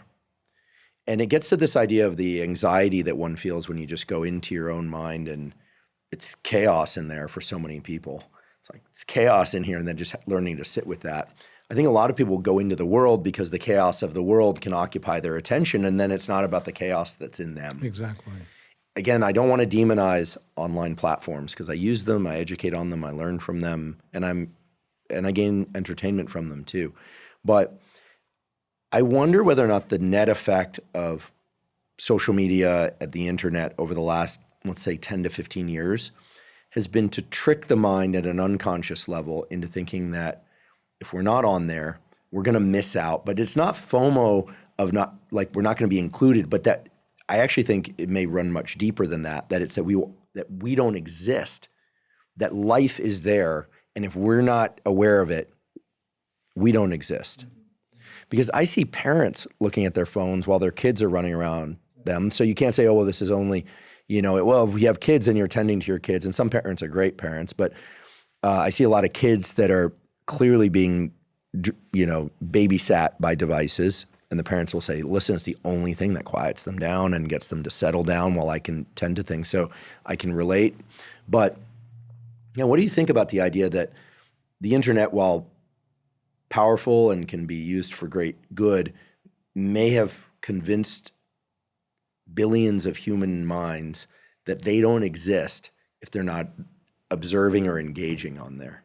I mean, I think that that's something super important, and I think, with regard to attention, we talk about two big buckets. One is stimulus-captured attention, and the folks who design products online have been really good at capturing our attention, and our attention gets hijacked by that, and it leads to the kind of inference that you're talking about, which is that people feel that they may not exist unless they're online. And I read some survey study that was done within the last year that reported that the average American opens their phone 152 times a day. I think most people would agree they don't need to open their phone 152 times a day, but we do it for those kinds of reasons. And I often say we are all part of a grand experiment for which none of us have provided our informed consent. And I think it's serious. And I think that we don't know what the long-term consequences are going to be, but we do know that, the short-term consequences, at least in certain cases, are not very good. And I'm someone who is also, like you, Andrew, a great believer in the potential value of technology. And I believe that technology is basically neutral, and we can use it for the good, and it can be used for harm. But the previous Surgeon General of the United States, who I miss, Vivek Murthy, issued a health advisory in 2023 on social media. The title was Social Media and Youth Mental Health. And he has scary data that was reported in that report. Some of the data show that the psychiatric problems in adolescence scale linearly with the hours of social media consumption per day. And so it is really eroding the mental health of our youth, not to say of our adults too. Yeah, I think a lot of adults now are hitting the black ice of internet use. Just like even among peers of ours, professionals, I mean, it was wild to see how many people who were chairs of departments, brilliant creators, academics, people from all domains of life, demolished their careers by getting caught up in stuff online and not being thoughtful about what they were posting. You just go, I can't believe it. I mean, they threw away their professional lives with their thumbs. It was wild, right? If you think about it, and this is happening less nowadays, but just people just nuking their careers that they had spent 20, 30 years building. These were very successful, very smart people, but somehow got caught up in it. We see that less, but I do see a lot of people getting into the whole polarization thing to the point where there really is no common ground online. It's impossible. You can't take a nuanced perspective on something. I try. I said, I thought the new food guidelines could afford to include a few more vegetable suggestions and some fermented foods. And immediately the fact that I didn't completely attack it, right, was I got attacked for that. But then I got attacked for the other side for not completely embracing it. So it's like you can't win. Yeah, you can't win. Yeah. But getting offline is not an option. It's not an option. And the younger generation has been very clear with me about that. It is not an option. To not be on social media platforms, to not be texting much of the day, is to not exist in the social milieu. And so how do we reconcile that? Yeah. So these are really complicated issues. I think that, I certainly don't in any way pretend to have the answer, but I do think that we need to take digital hygiene seriously. And we need to figure out ways of, as part of standard school curricula, of educating our youth in how to change their relationship, or how to be, to say it a different way, how to be in healthy relationship with their digital devices and the products and features that are available on those devices. I have the conviction that it's a trainable skill. Mm-hmm. But we need, particularly in youth, to start early before they get their first phone. Is there any evidence that meditation, because it allows somebody to sit with the lactate of the mind, can also afford someone less impulsivity and sort of being less prone to getting hooked by the chaos of the world around them? Yeah, I don't think there's any hard data on that, but I think it's a great question. I think it's actually empirically tractable. Mm-hmm. I think it's really worth studying. My conviction is yes, I think it would be helpful, but the data don't exist. What would an experiment like that look like? I feel like we should run that experiment. That would be cool. I'd love to collaborate. Yeah, I feel like there's got to be established in-lab measures of impulsivity. Yeah, there are good measures of impulsivity. And actually with impulsivity, there are measures that go beyond self-report measures. There are behavioral measures of impulsivity, which may have more validity. And so it would be extremely interesting. And, with device use and with a person's consent, you can actually get back-end data so you don't rely on self-report. So it can be really robust kind of evidence. The word discipline comes to mind again. And I think so many people, when they hear discipline, they think about doing certain things, waking up at 5, exercising, meditating, eating clean, etc. But to me, the most interesting aspect of discipline are the don't do's. Yes, it's all the stuff you don't do. Exactly. We're in the Winter Olympics now, and I haven't been watching. I like the Summer Olympics. But inevitably, when they do the Olympics, they interview the people who win gold medals, or they'll do a day in the life of, and they'll say, they wake up at 5 a.m. and then they train, and they always want to say, what do they eat? Yeah. They go, I have 4 eggs in my oatmeal, or whatever it is. What they really need to show is all the things they don't eat, right? Yeah. Because sure, what they eat is interesting perhaps, but far more relevant to their performance is all the things they don't eat. Yeah. It's all the things they're not doing. Yeah. And of course that makes for much less entertaining shows, so they don't do that. But I feel like the training that would be so valuable is to train up the no-go response. Absolutely. One of the things in my own life that I'm very aware of is, and apropos not doing, is not taking out my phone. And I'm very intentionally aware of that. I actually do a little practice of feeling my phone in my pocket.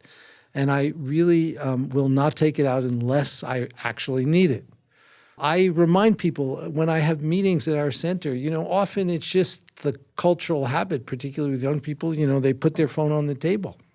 And there are data showing that even if you have all your notifications turned off, the simple presence of the device is enough to impair the interaction in some way, to have a discernible impact. And cognitive ability. There's this really, I don't know if you've seen this study, it's pretty cool. They looked at cognitive performance in people that had the phone upside down on the table, in their backpack beneath their chair, or in a different room. Mm-hmm. And only by having it in a different room do you see the normal level of cognitive focus. It's not even an improvement.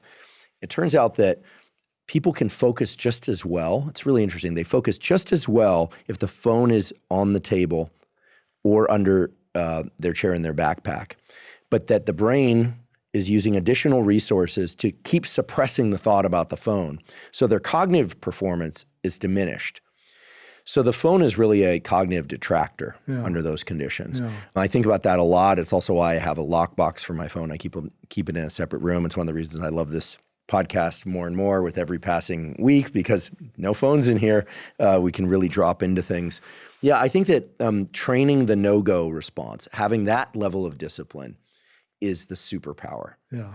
All the other stuff, the to-dos, it's important. Can't just not do anything, obviously. But we focus so much on what to take, what to do. People always want to know, what should I take? What should I do? What's the ideal workout routine? And here we have this 5-minute-a-day meditation, great. But it's also all the things you're not doing when you can sit for 5 minutes. You're not responding to the impulse to get up. Yes. The discomfort of body that can come up during meditation, a pain in the back, your hip getting tight. Should we look at those as an opportunity to train up the mind and our ability to not go into stimulus response, or should we get comfortable? It's a great question. And, my very first meditation retreat in 1974, I just went into this cold, and it was like meditation boot camp. It was a kind of retreat where we were practicing for 16 hours a day, and my body was on fire. It was so painful physically. That was, the most predominant experience that I had. It just intense physical pain. And then in this style of practice, after the third day, you had to make a vow that you're not going to move during each hour-long session. So the meditation sessions were hour-long, and you had to make a vow that you're not going to move. Man, the pain was so intense, the physical pain. And, eventually, after the fourth day, there's a kind of breakthrough that most people have, which is this remarkable kind of experiential insight where you directly look at the pain and you see that it's not exactly what it's cracked up to be. And it's actually much more differentiated. And you begin to see all of its constituents. And that's when there's a kind of release. The other thing to say is that we've done imaging work with physical pain and meditation. It's one of the most robust kind of probes that you can use to interrogate the quality of the practice and also the longer-term trade effects, if you will. And I liken it, by the way, when you go to a cardiologist, you often do a cardiac stress test. And so one of the best ways to probe the integrity of a system is by challenging it. And not just looking at it at baseline, so to speak. And it's true of the mind and the brain. And one of the best challenges is physical pain. So we've done work where we've primarily used heat as a painful stimulus because it can be delivered very precisely and very safely. In imaging data, there is a signature that is quite specifically tied to the physical pain itself, and that there's another signature that is associated with the emotional reaction to the pain. The interpretation of it. The interpretation. Got it. And when we subjectively experience distress in response to pain, it's actually mostly contributed by the secondary response, that is the emotional response to the initial noxious stimulus itself. And that is the set of neural changes that we most dramatically see transformed by meditation as a trade effect. And it's particularly in this this is published data. This was done with long-term meditation practitioners, and we show that actually it's specifically retreat practice. So we can have two people who are matched on the total number of hours that they've practiced in a lifetime, where in one person it is much more during retreat compared to another person. And it's specifically retreat practice where you're doing more intensive practice that contributes to the transformation of this emotional pain signature.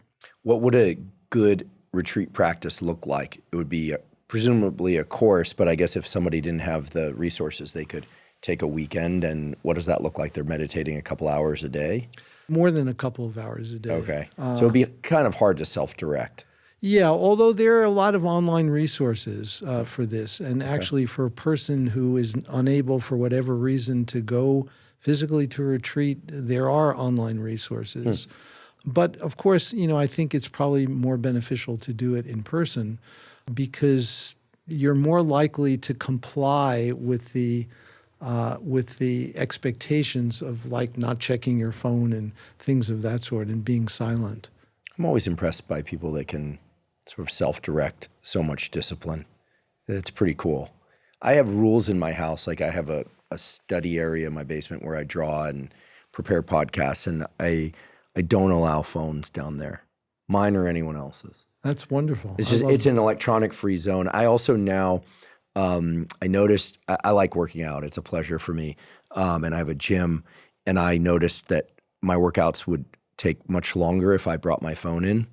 So now I allow myself to turn on an album or two and leave the phone outside, but there's no phones allowed there either. And now I'm thinking about also making that the rule for the loft for the bedroom.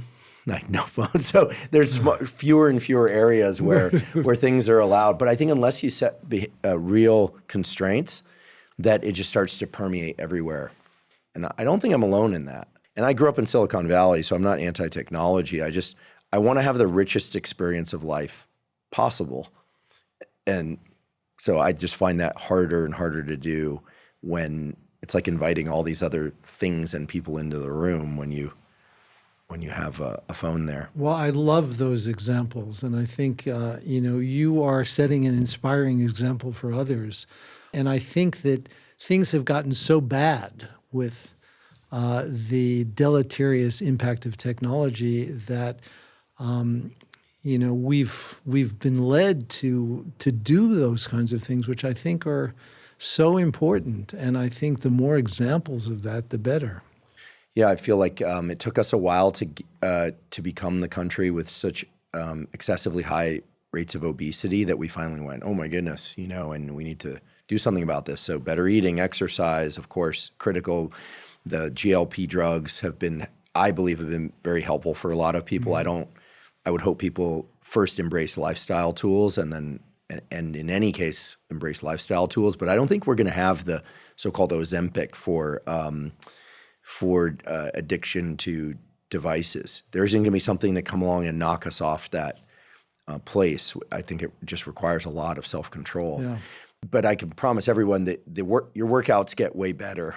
Way better. Your work gets way better. I actually think that for the younger generation, it's become easier than ever to excel simply by not doing a lot of the things that other people around you are doing. Totally. It used to be, how do I succeed? How do I succeed? And I'm joking these days, the shortest, how to become the best at your craft book is going to be by turning off your phone 22 hours a day. You will become best in class.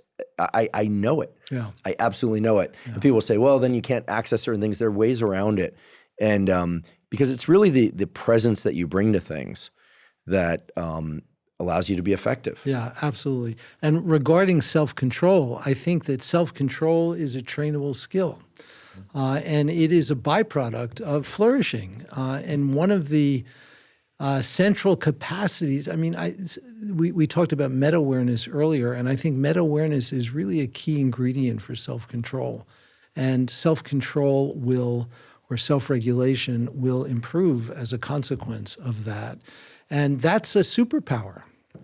There was a study done by these two psychologists, Moffat and Caspi, who are developmental sort of lifespan psychologists, and they've been studying this cohort in Dunedin, New Zealand.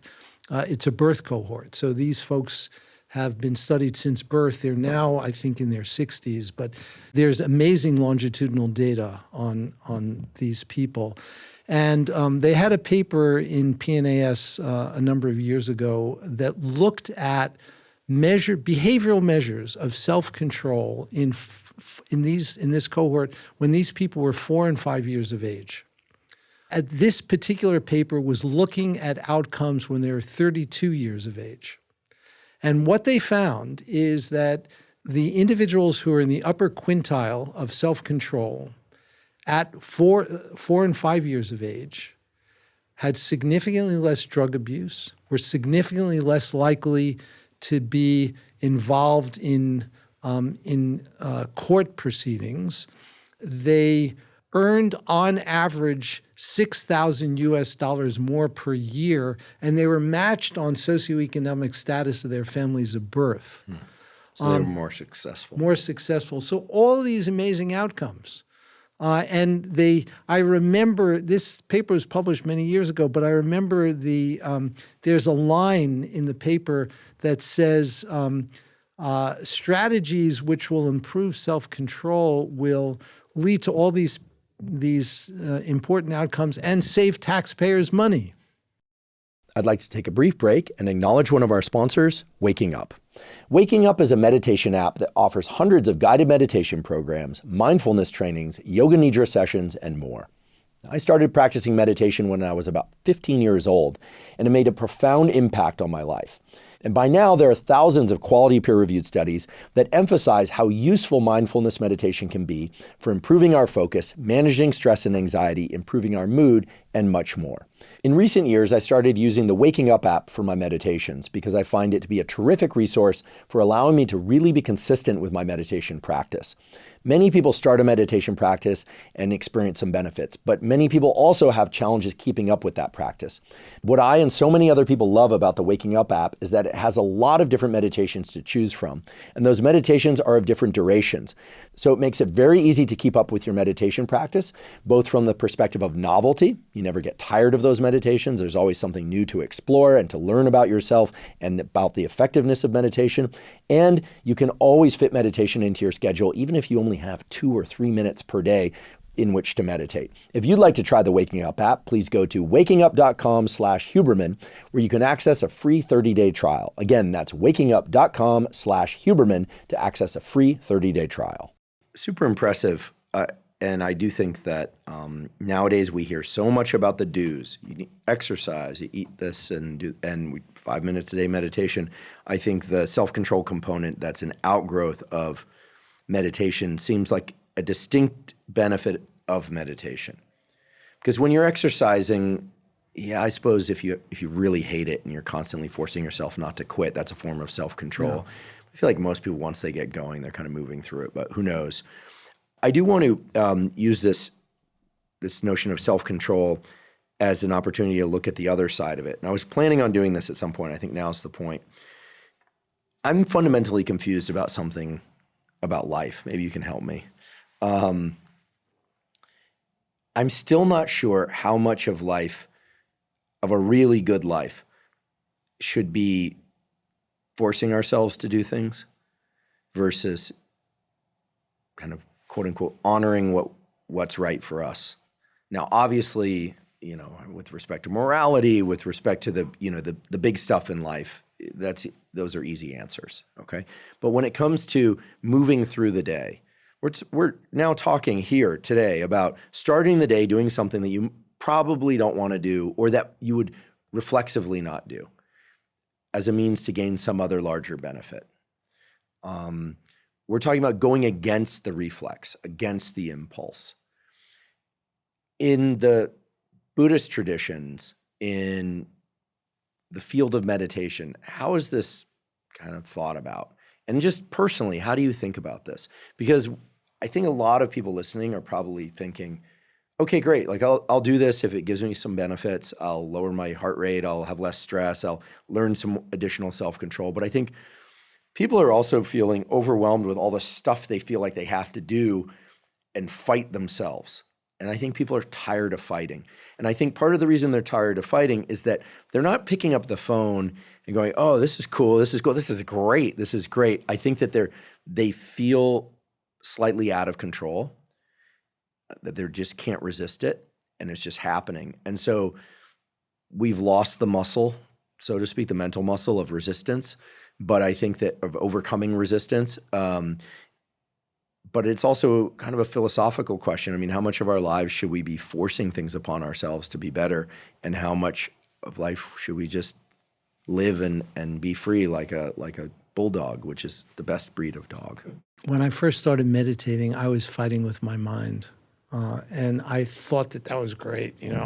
This means I'm really doing the work that's necessary and sitting through the physical pain, forcing myself to sit for an hour while feeling like my knee was on fire, and my back was killing me.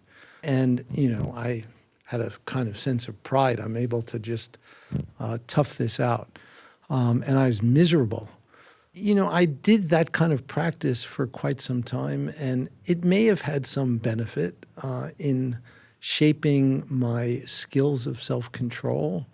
But, at some point, I discovered that maybe there's another strategy that can be effective, that is that's not about fighting with your mind and not about fixing anything, but the invitation is really to make friends with your mind, to welcome this, to have a completely different stance toward it, and to do it with ease rather than with,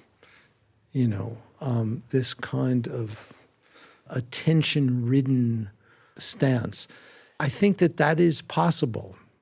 And the approach that we are taking in the Healthy Minds program, for example, is we're trying to do that. So there's a bit of discipline involved, but it's kind of really at the most minimal. It's inviting people to be where they are, and to really make friends with their mind, and not to fight against it. It's not about pushing away thoughts. It's not about, sitting down to meditate. If you're restless and can't sit, that's fine. Do it while you're walking. So the discipline is the intentional use of the mind. And there is discipline involved in that, but it's kind of what is the minimum level of discipline to begin to get these networks going? Mm-hmm. And that's kind of the question that we've asked. Yeah, because your lab has been focused heavily on the neuroimaging and understanding what brain networks are activated, as well as the positive outcomes. So this 5-minute-a-day meditation could be done eyes open, could be done eyes closed. Could be done while you're walking, while you're commuting. And it shuts down the sort of default mode network and brings higher levels of activity in these awareness and attentional networks. Is that, I mean, broadly speaking, I'm a neuroscientist, but I want to translate this for people. Yeah, so because the names of the structures actually are somewhat meaningless, right? Unless we've got someone in a stereotax, right? Yeah. So, yeah. Just to be transparently honest, there's been very little imaging work on the 5 minutes per day. We've done some. And what we've seen in the work we've done is the biggest, and in general, I think this is true, the biggest changes that you see, particularly in the early stages of practice, are in measures of connectivity. And it could be functional connectivity, which has to do with the functional integration across different networks, or it could be in measures of actual structural connectivity that we can image with diffusion-weighted imaging and looking at white matter connectivity. And what we've actually seen with the 5 minutes a day is changes in diffusion-weighted imaging, looking the biggest change we see is in the superior longitudinal fasciculus, which, as you know, Andrew, connects the prefrontal and the parietal regions, and it's basically a major pathway through which the central executive network is interacting with the default mode. And that's what we see with just 5 minutes a day of practice. We can see measurable changes in diffusion-weighted parameters with just 5 minutes a day for a month. It's super impressive. More and more incentive to doing the 5 minutes a day meditation. I guess that's the protocol we're weaving through this entire episode. And of course, people could do 7, could do 10. I'd like to see people do 6 months every day. That would be impressive. That's what I'm going to shoot for. 6 months every day? Yeah, just do 5 minutes a day for, hit 30 days. And then 6 months later, I don't know. I feel like if it's just the repeated showing up, that's really it. I mean, I have a prayer practice I do every night before I go to sleep. If I fall asleep, I get out of bed. My girlfriend knows this. I'll get out of bed and I pray. Like, I've not missed a night since I started doing this. I love that. I think that's beautiful. And I'd love to see a study done with pre-sleep prayer and see how it affects sleep. My sleep is definitely better than ever, but there are probably a variety of reasons for that. I'm sure. But sometimes I find that I'm falling asleep while I'm praying. Mm-hmm. And I just tell myself, okay, it's the consistency. It's like I have this script in my head that I'm showing devotion by showing up. Yeah. It's just the repeated showing up. And it's one of the few areas of my life that I was able to really remove the need to do it perfectly. I mean, what would that even look like? Yeah. I realize how ridiculous that is, right? But some perfectionist tendencies in me, we're showing up. So for me, I won't even say the pride in it, the joy in it is from the consistency. Yeah, I love that. And I feel exactly the same way in my consistent practice. I think that's so important.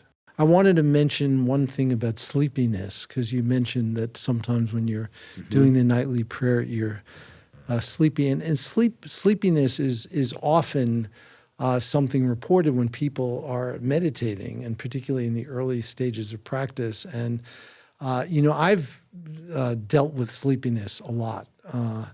And particularly before I changed my routine and when I gave up the alarm clock because I was getting too little sleep. You were sleep deprived. Yeah, exactly. Yeah. And I felt it and I struggled with it. So I have this meditation teacher, Mingyur Rinpoche, who one of the things he's taught is sleepiness meditation. And sleepiness meditation is simply to be aware of sleepiness. Just be aware of sleepiness, and don't try to fight it. Just simply notice what is sleepiness. How is it feeling, and investigate it with curiosity. And that completely changed things for me. There does seem to be this thing where when we fight our state or our nature, it gains power. Yeah. But when we don't want to give into it, but when you acknowledge it, but you don't completely give into it, somehow it changes. Martha Beck was the first person to really teach me this, first in her books and then on the podcast. Yeah. This idea that like if a feeling sucks or you don't want it to be there, that rather than trying to suppress it, you really look at it and let yourself feel it until it changes shape just a little bit, her language. Yeah. And then you start to look at it through that slightly different lens, and then it morphs and it goes away. Exactly. And I think in her I didn't describe it as well as she did or would or could. But what we're talking about over and over again today is the mind looking at the mind. And it does seem to have this ability to, humans have this ability. Do you think other animals have this ability? I know you can't answer that question for sure, but do you think one of the reasons dogs are so wonderful is because they're not self-conscious? My conjecture is that our ability to look at our minds is way more developed than in any other species. And there may be some rudimentary kinds of meta-awareness in other species. And, some scientists have suggested that it may be correlated with successful performance on the self-test, recognizing yourself in the mirror. There's a recent report of elephants passing the self-test. So they are smart after all. Yeah. Yeah. And, that's an interesting story. They did this actually in the Bronx Zoo in New York, and they had to construct a mirror that was the size of an elephant How do they know if the elephant knows it's itself? Because they don't attack it if it's so itself? they put rouge on the trunk, and they expose the elephant to the mirror. And if the elephant touches the point where the rouge is, it's recognizing itself in the mirror. And there are very few species that pass the self-test in that way.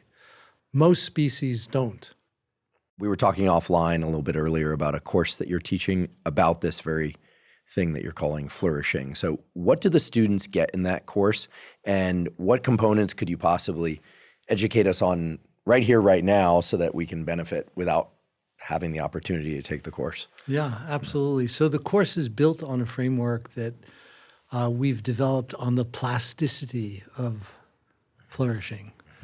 It holds that there are 4 key pillars of human flourishing, and each of these pillars exhibits plasticity. And these are the key trainable ingredients that constitute human flourishing. So what are these 4 pillars? The first pillar is, and we've talked about some in the course of our conversation already, but the first we call awareness. And awareness is where mindfulness would be. It's where voluntary attention, the capacity to focus, resides. And it also includes our capacity for self-awareness and for meta-awareness, which we've spoken about. The second pillar we call connection. And connection is about the qualities which are important for healthy social relationships, qualities like appreciation and gratitude and kindness and compassion. You can think of the opposite of that being, at least in part, social isolation and loneliness. Again, these are elements that we know can be trained. They are importantly connected to our well-being. The third pillar we call insight. And insight is about a curiosity-driven understanding of the narrative that all human beings have about themselves, the narrative that we carry around in our minds. And we know that we all have a set of beliefs and expectations of ourselves. And we know that at one extreme of the continuum, there are people that have very negative beliefs and expectations of themselves. And of course, that's a prescription for depression. But what's really critical for well-being is not so much changing the narrative, particularly at first, but it's changing our relationship to the narrative so that we can see the narrative for what it is, which is a set of beliefs and thoughts and expectations. And then finally, the last pillar is purpose. And purpose here is not necessarily about finding something grand to do with your life that's more meaningful and purposeful, but rather how can we find meaning and purpose in even the most pedestrian activities of daily living? And we actually talked about some of this earlier, but can taking out the garbage be connected to our sense of purpose? Cleaning the kitty litter. Cleaning the kitty litter. Yeah. And of course it can be. It just requires a little bit of reframing, and that's a learnable skill. There are really three things that we've discovered in this work that can be easily summarized. The first is that flourishing is a skill. The second is that it's easier than you think. And the third is that flourishing is contagious, so that when you're flourishing, it's going to have beneficial impact on the people around you. And our course, The Art and Science of Human Flourishing, is built on each of these pillars to give students not just an intellectual understanding, but an experiential practice, a taste of what these pillars actually are. One of the important insights that the course is built on is that there are two major forms of learning that we know from modern neuroscience. One we can think of as declarative learning, which is learning about stuff. It's conceptual learning. The other we call procedural learning. And procedural learning is learning that is skill-based. It's acquired through practice. And we know that it's instantiated in different brain networks compared to declarative learning. And human flourishing requires both. And most of the academy privileges declarative learning over procedural learning. And so this course that we teach is an unusual course because it includes a lab every week, so to speak, a little section where students do the procedural learning for the stuff that they're learning declaratively in the lecture part of the class. I love that. I've long wanted to do a course that had information and practices involved. Sounds like you've built that course. If people who are not able to take the course wanted to access these different bins with some practical tools, you already gave us a tool for awareness. So meditation, 5 minutes would be a great place to start, done daily, and just to be aware of of the chaos and be able to observe it, but not follow it. How does one incorporate connection? So I actually talked a little bit about connection in earlier, but there's a lot more to say. But one kind of connection is doing a little appreciation practice when we eat. That's one I talked about earlier, where we connect to the people, even if we don't know them, who have brought us food to the table. Some we may know, some we might not know. There are formal kinds of connection practices they're meditation practices that we call loving kindness and compassion practices. And so we've shown in a randomized controlled trial that just a few hours of this practice over 2 weeks is sufficient to produce a measurable change in the brain. And so here's a way you can do this. You can begin with a loved one and bring the loved one into your mind and your heart and envision a time in their life when they may have had some challenge or difficulty. And then cultivate the strong aspiration that they be relieved of that difficulty and that they have a life of ease. That's it. And you can use a simple phrase that you can repeat to yourself that embodies, that captures that theme. It could be something as simple as, may you be happy, may you be free of suffering. But the words don't matter. Whatever words are most well suited for each person. But then you move on to different categories of people. So you start with a loved one. You then move on to yourself. You then move on to a category of person that we call a stranger. And a stranger is someone you recognize, whose face you recognize, but you don't know them well. It could be someone that works in the same building that you work in. It could be a classmate. It could be a bus driver. It could be the cashier at a local store that you go to, a barista. You don't know anything about them, but you recognize them. And you can envision a time in their life when they may have had some difficulty, even if you don't know anything about their life. So you do that with the stranger. And then finally, you move on to what's probably the most important category, which is a difficult person, someone who pushes your buttons. Mm-hmm. And you genuinely bring them into your mind and your heart, and you recognize a time, you imagine a time when they have been having some challenge, and you cultivate the aspiration that they be relieved of that suffering. And that practice, just done a few minutes a day, can change your brain, and it changes your behavior. And it changes the brain how? Makes it capable of more empathy? So one of the key regions of the brain that's been implicated in empathy is the temporoparietal junction.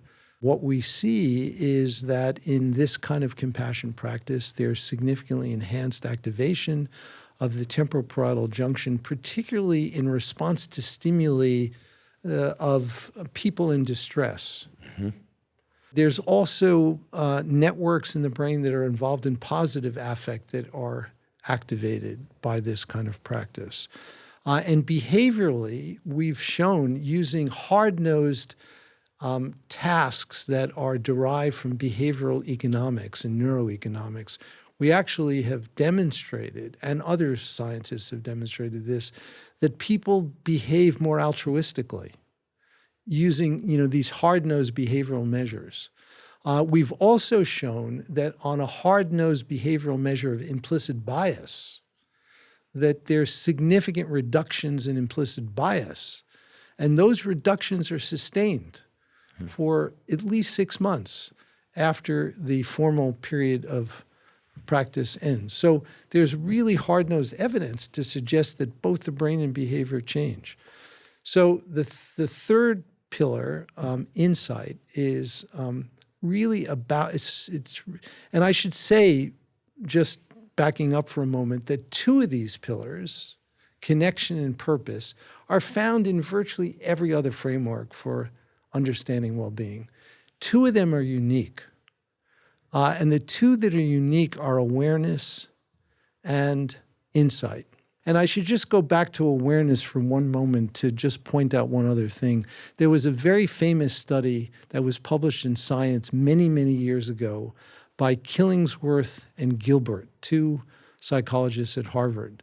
And they did a study with around 3,000 people, and they texted them at different points during the day with their consent over the course of several days, and they asked 3 questions. The first question they asked people is, what are you doing right now? And they checked off from a list of activities. Second question is, where is your mind right now when I queried? And the third question is, right at this moment, how happy or unhappy are you? And the finding from this study, the 2 key findings are that the average adult on these measures reports that they're not paying attention to what they're doing 47% of the time. And when they're not paying attention to what they're doing, they're significantly less happy. Even if what they're doing is boring, even if what they're doing is washing the dishes, if their mind are distracted, they're less happy.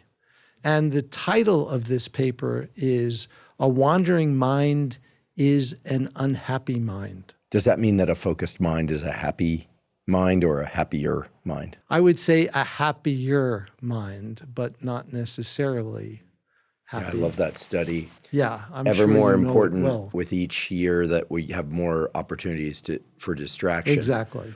Which also, to be fair to social media, means that if you want to sit down with your phone and handle some texts or scroll social media for a bit, there's nothing inherently wrong with that. Exactly. It's the it's the intrusion of that stuff into other activities that's Exactly. likely to be the issue. Exactly. Totally agree. Totally. So just to finish this insight, so a practice that is easily accessible, that can really help with insight is if you're in a difficult situation, whatever it is, at work, in a relationship, imagine what a person who is different from you that you may know, or it could be some famous person who you know something about, imagine how they would view the situation from their perspective. And just allow yourself to get a taste of how their view of the situation is different from your view of the situation. That's it. And that is really helpful in giving us some distance from our own beliefs and expectations, and helps us recognize that when we see the world, we're actually not seeing the world. We're seeing how we construct our own construction of the world through our filters of beliefs and expectations.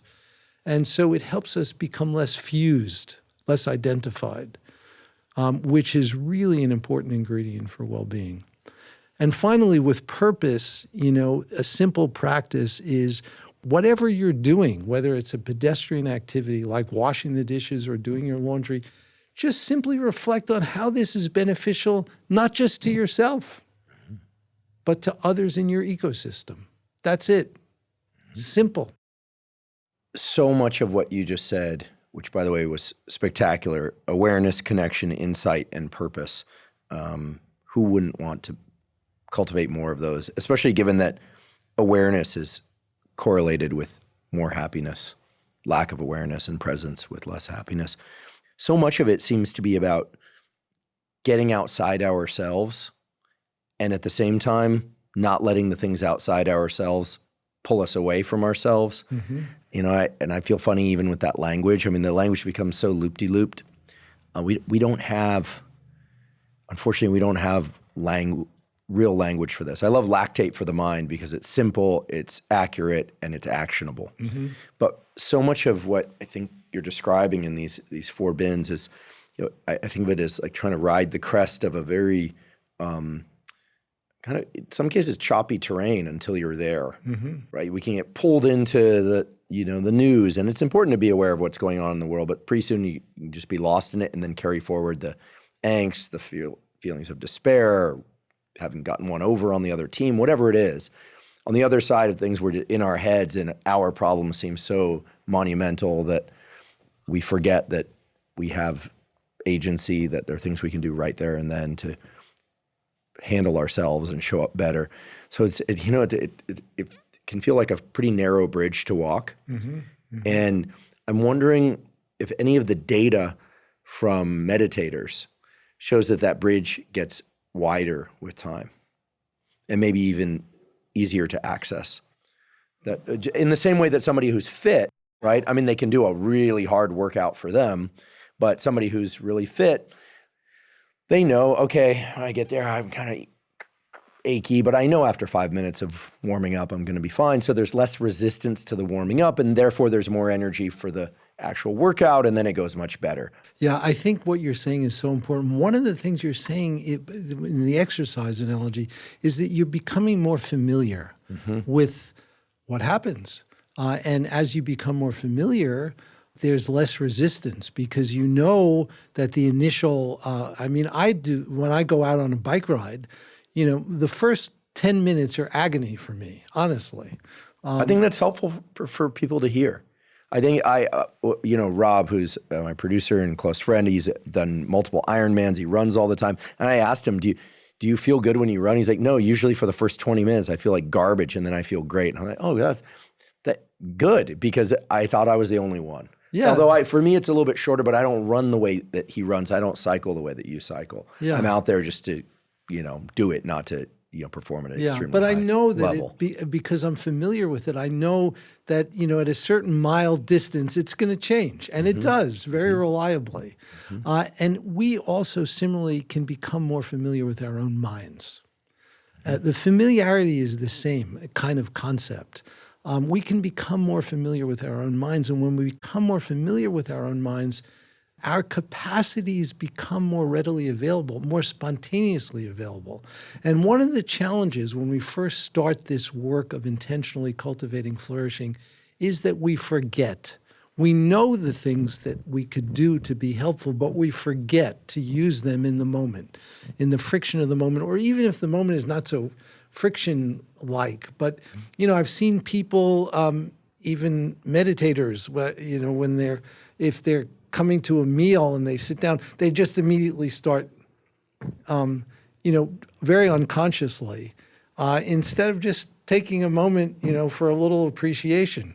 But the more you do it, the more it becomes spontaneous. And literally, the sitting down to the meal is a cue which elicits this response. And it really becomes more spontaneously available.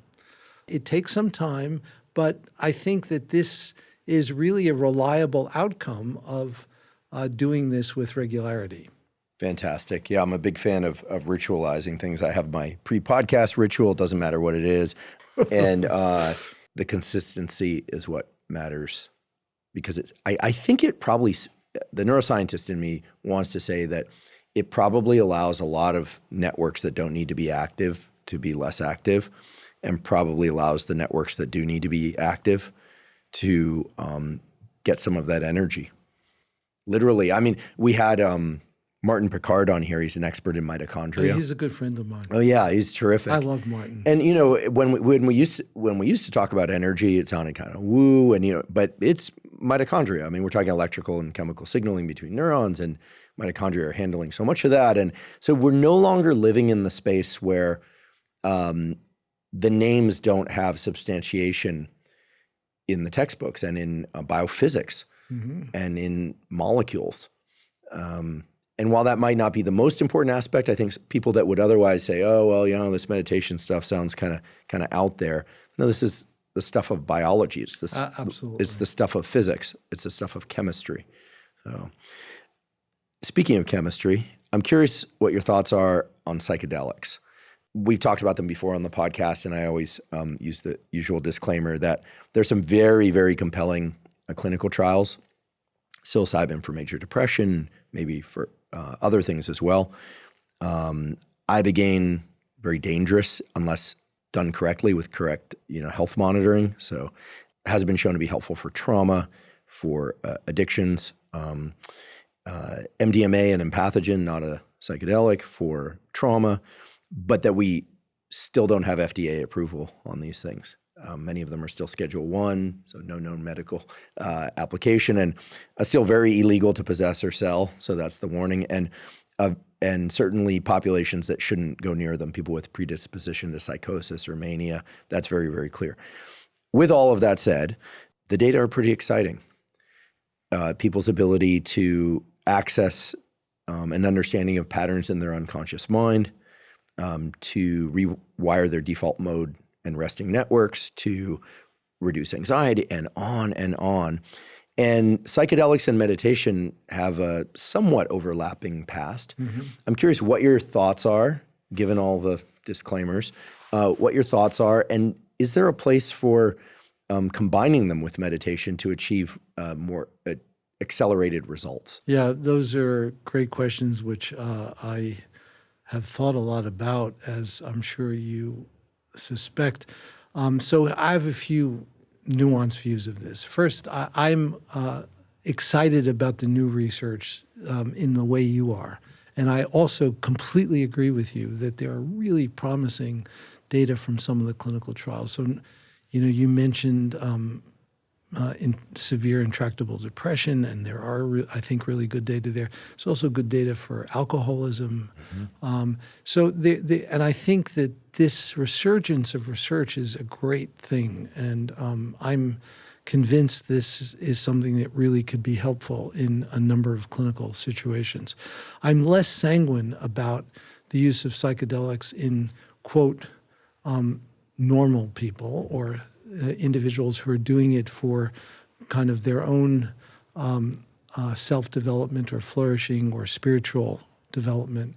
I'm less sanguine for the following reason. I think that psychedelics can produce a kind of glimpse of a different mode of being, which could be helpful.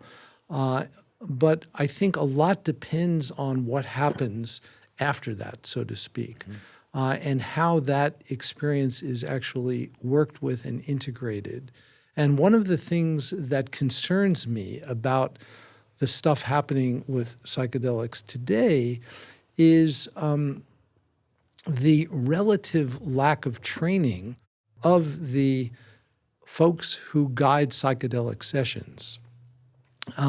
And you can look in the United States today and see that many major universities, including my university, not through my involvement, are offering these 1-year kind of certificate programs to become a psychedelic guide for people with very little prior training. And this is something that's occurring all over the place. It deeply concerns me because I wouldn't trust the kind of people who, I mean, it's not to disparage these people. I'm sure that they have good motivation, but I just don't think that taking a person with no prior training and putting them in a program for a year is sufficient to cover all of the issues and nuances that are going to arise. The other related issue is that when a person has a psychedelic experience, what happens after, and what is kind of the residue of that, and what I sense is the residue is that they have a memory of the experience. And so they remember aspects of what happened during the experience. And the recollection of an experience is very different than the embodied transformation that is required to produce real change. You know, for me, there's a simple question you can ask. Is this person kinder? Does their spouse report that they're more enjoyable to be around? Or is their flourishing contagious? Those are the questions that I think can be asked, and I haven't seen a lot of convincing evidence of that. I'm a big fan of the research going on and continuing to use these substances for treating people who are in various states of significant distress, but I'm cautious about their use in a broader way to promote human flourishing at scale. Thank you for that. Very, very thoughtful response. I'm enthusiastic about these compounds. I just still have a lot of questions about, like what proper integration really looks like, how to standardize that. And then, of course, there are many people who perhaps are hearing this and will say, well, there's a longstanding tradition of how to do this correctly, and now people in standardized medicine in the West are now trying to, overtake this or change it, and raises a lot of interesting questions. I think clearly it's growing in its use.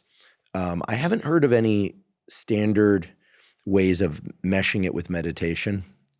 Certainly there are people also at Stanford combining it with transcranial magnetic stimulation because these compounds open up plasticity to some extent. And the idea that one could direct the plasticity towards specific networks in the brain is pretty exciting.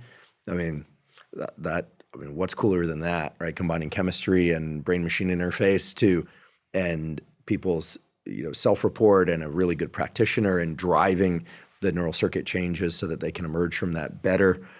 But we're not quite there. We're not quite there. And I think in general, the use of neurostimulation, neuromodulation methods in conjunction with other modalities of intervention, whether it be psychedelics or meditation, for example, is a very promising avenue for exploration. And we're doing some research right now combining neuromodulation with meditation to see if we can boost the impact of meditation with some targeted neuromodulation, and it's specifically neuromodulation to help facilitate sleep. What device are you using to stimulate? So we are using this, I'm sure you know something about it, but it's actually, there are very few groups in the world currently using this. It's called transcranial electric stimulation with temporal interference, TESTI. And the basic idea of this is that if you have two electrodes that are stimulating at a very high carrier frequency, say 15 kilohertz, which is essentially, from all we know, the brain is not responsive to a 15 kilohertz signal. So that's the carrier frequency. And the way it works is we're stimulating one electrode at 15,000 kilohertz and another electrode at 15,001 kilohertz. So there's just a 1 hertz offset. And the geometry of the targeting is such that we can target deep brain structures where the delta frequency is maximal. We are targeting structures that are specifically structures where we know slow waves are generated and are therefore an important ingredient in deep sleep. And we're doing, and the other cool thing about this stimulation is you cannot feel it. It has no subjective sensations. So it's very different than TMS, which is, you feel it big time. You don't feel a thing. So we are delivering this during sleep. People don't know when they're getting stimulated. They, of course, know they're being stimulated because they're giving informed consent, but it doesn't wake them up. And it increases slow wave sleep. We've definitively demonstrated that it increases the density of slow wave activity during deep sleep. How do they feel in their wakeful subjective life? Better? Well, yes. And how do I become a participant in this study? I mean, I get plenty of slow wave sleep. My sleep is great lately and has been for a while. But what are you recruiting subjects? This is it's a big, complicated protocol. So I don't care. Are you recruiting subjects? We are recruiting. I'm just kidding. I do care. I'm just teasing. People are probably thinking, how do I get that? Well, maybe this pre-sleep meditation protocol should be looked at, because that's something anyone can do. I'll provide a link to that paper. Yeah. And that's exactly what we're doing in this study now. We're using this is a little technical, but we're using a micro-randomized design where, in a single participant, on some nights, they get pre-sleep meditation just before sleep, just a 5-minute practice. And on other nights, they do not receive that. And we are looking at the impact of that on slow wave sleep, and also looking at the synergistic effects of pre-sleep meditation with the TESTI stimulation to increase slow wave activity. And we're getting experience sampling measures during the next day to see if the pre-sleep meditation has a demonstrable impact on their mood the next day and how that interacts with our boosting of slow wave activity. Very, very cool. I should just say this is work that's being done collaboratively with Giulio Tononi and his group in Wisconsin. He's a very well-known sleep and consciousness scientist. Yeah, great lab. Great lab. Yeah, great lab. Are you able to share any preliminary findings about what the pre-sleep 5-minute meditation does to deep sleep? We don't know yet. And honestly, it's not me being, super cautious. This is a new study that we're just in the middle of. We have roughly 20-something participants who've completed the protocol, but it's ongoing right now. Well, given what you just described, and given that this other paper described that some pre-sleep meditation can have a really impressive impact on growth hormone release, I'm encouraged to do the 5 minutes before sleep. So I suppose that if you want to double up on the benefits, you could just do the 5-minute per day meditation, folks, in the hour before sleep. Why not? I think it would be great. What are your thoughts on open monitoring meditation for increasing creativity? Honestly, the data on open monitoring meditation, or for that matter, any meditation and creativity, I would say are very limited. In part, it's because the measures of creativity that are used by psychologists typically are honestly, I think, pretty crappy measures of creativity. So we're quite limited by the measurement tools that we have. Having said all that, I do think that open monitoring meditation can really boost creativity, primarily by helping people become more aware of the associative thoughts that they have. And this relates to something we talked about earlier. I often tell students of mine to spend time inspecting their own mind, just watching their own mind and writing down thoughts that may occur that may be interesting. And this is a kind of open monitoring meditation. It's having no specific object and just being open, aware, awake, and not distracted, not getting lost in a train of thought, but simply being aware. I believe that we probably have much more creative thought occurring than we give ourselves credit for, and it's simply because we forget. And I think this can really improve that. But the data are pretty meager. But you still recommend it if people want to increase their creativity? Yes, I do, because this is one of those things where there's essentially no downside to it. Mm-hmm. We know there'll be other benefits that have been empirically documented. Awesome. Well, Richie, thank you so much for coming here today and educating us on meditation, but really much more than that. You've educated us on states of mind, how to access different states of mind, what they mean, how they impact the state of being and our traits that we will enter after we meditate. And now everyone should be inspired to do at least 5 minutes per day of meditation, maybe in the morning, maybe before sleep. Would love to get the update on this study that you described, looking at slow wave sleep. And I'm really excited about your book. It's so great that you have a new book coming out because I, of course, read Altered Traits. I've talked about it on the podcast. I love the book. We'll put a link to that. But Born to Flourish, How New Science and Ancient Wisdom Reveal a Simple Path to Thriving by you. And we should give credit to your co-author, Cortland Dahl.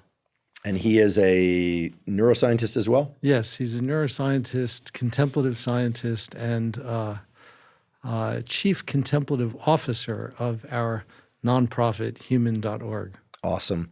Well, you're a real pioneer in this space. The field, as it were, of meditation really needed a serious scientist to break in and study and share so that everyone can learn about and adopt meditation. And you've just done so much to educate so many people, and coming here today, you've just done more of that. So I have immense gratitude for you, and I know millions of other people do as well. So thank you so much. Thank you. And I want to express my immense gratitude to you for bringing science that can make our lives better to so many people. And that is such a gift and such a wonderful service that you are providing. So thank you. Thank you. Thank you for joining me for today's discussion with Dr. Richie Davidson. To learn more about his work and to find a link to his new book, Born to Flourish, please see the links in the show note captions. If you're learning from and or enjoying this podcast, please subscribe to our YouTube channel. That's a terrific zero-cost way to support us. In addition, please follow the podcast by clicking the follow button on both Spotify and Apple. And on both Spotify and Apple, you can leave us up to a 5-star review. And you can now leave us comments at both Spotify and Apple. Please also check out the sponsors mentioned at the beginning and throughout today's episode. That's the best way to support this podcast. If you have questions for me or comments about the podcast, or guests or topics that you'd like me to consider for the Huberman Lab podcast, please put those in the comment section on YouTube. I do read all the comments. For those of you that haven't heard, I have a new book coming out. It's my very first book. It's entitled Protocols, an Operating Manual for the Human Body. This is a book that I've been working on for more than 5 years, and that's based on more than 30 years of research and experience. And it covers protocols for everything from sleep to exercise to stress control, protocols related to focus and motivation. And of course, I provide the scientific substantiation for the protocols that are included. The book is now available by pre-sale at protocolsbook.com. There you can find links to various vendors. You can pick the one that you like best. Again, the book is called Protocols, an Operating Manual for the Human Body. And if you're not already following me on social media, I am Huberman Lab on all social media platforms. So that's Instagram, X, Threads, Facebook, and LinkedIn. And on all those platforms, I discuss science and science-related tools, some of which overlaps with the content of the Huberman Lab podcast, but much of which is distinct from the information on the Huberman Lab podcast. Again, it's Huberman Lab on all social media platforms. And if you haven't already subscribed to our Neural Network newsletter, the Neural Network newsletter is a zero-cost monthly newsletter that includes podcast summaries as well as what we call protocols in the form of 1 to 3 page PDFs that cover everything from how to optimize your sleep, how to optimize dopamine, deliberate cold exposure. We have a foundational fitness protocol that covers cardiovascular training and resistance training. All of that is available completely zero cost. You simply go to hubermanlab.com, go to the menu tab in the top right corner, scroll down to newsletter, and enter your email. And I should emphasize that we do not share your email with anybody. Thank you once again for joining me for today's discussion with Dr. Richie Davidson. And last, but certainly not least, thank you for your interest in science.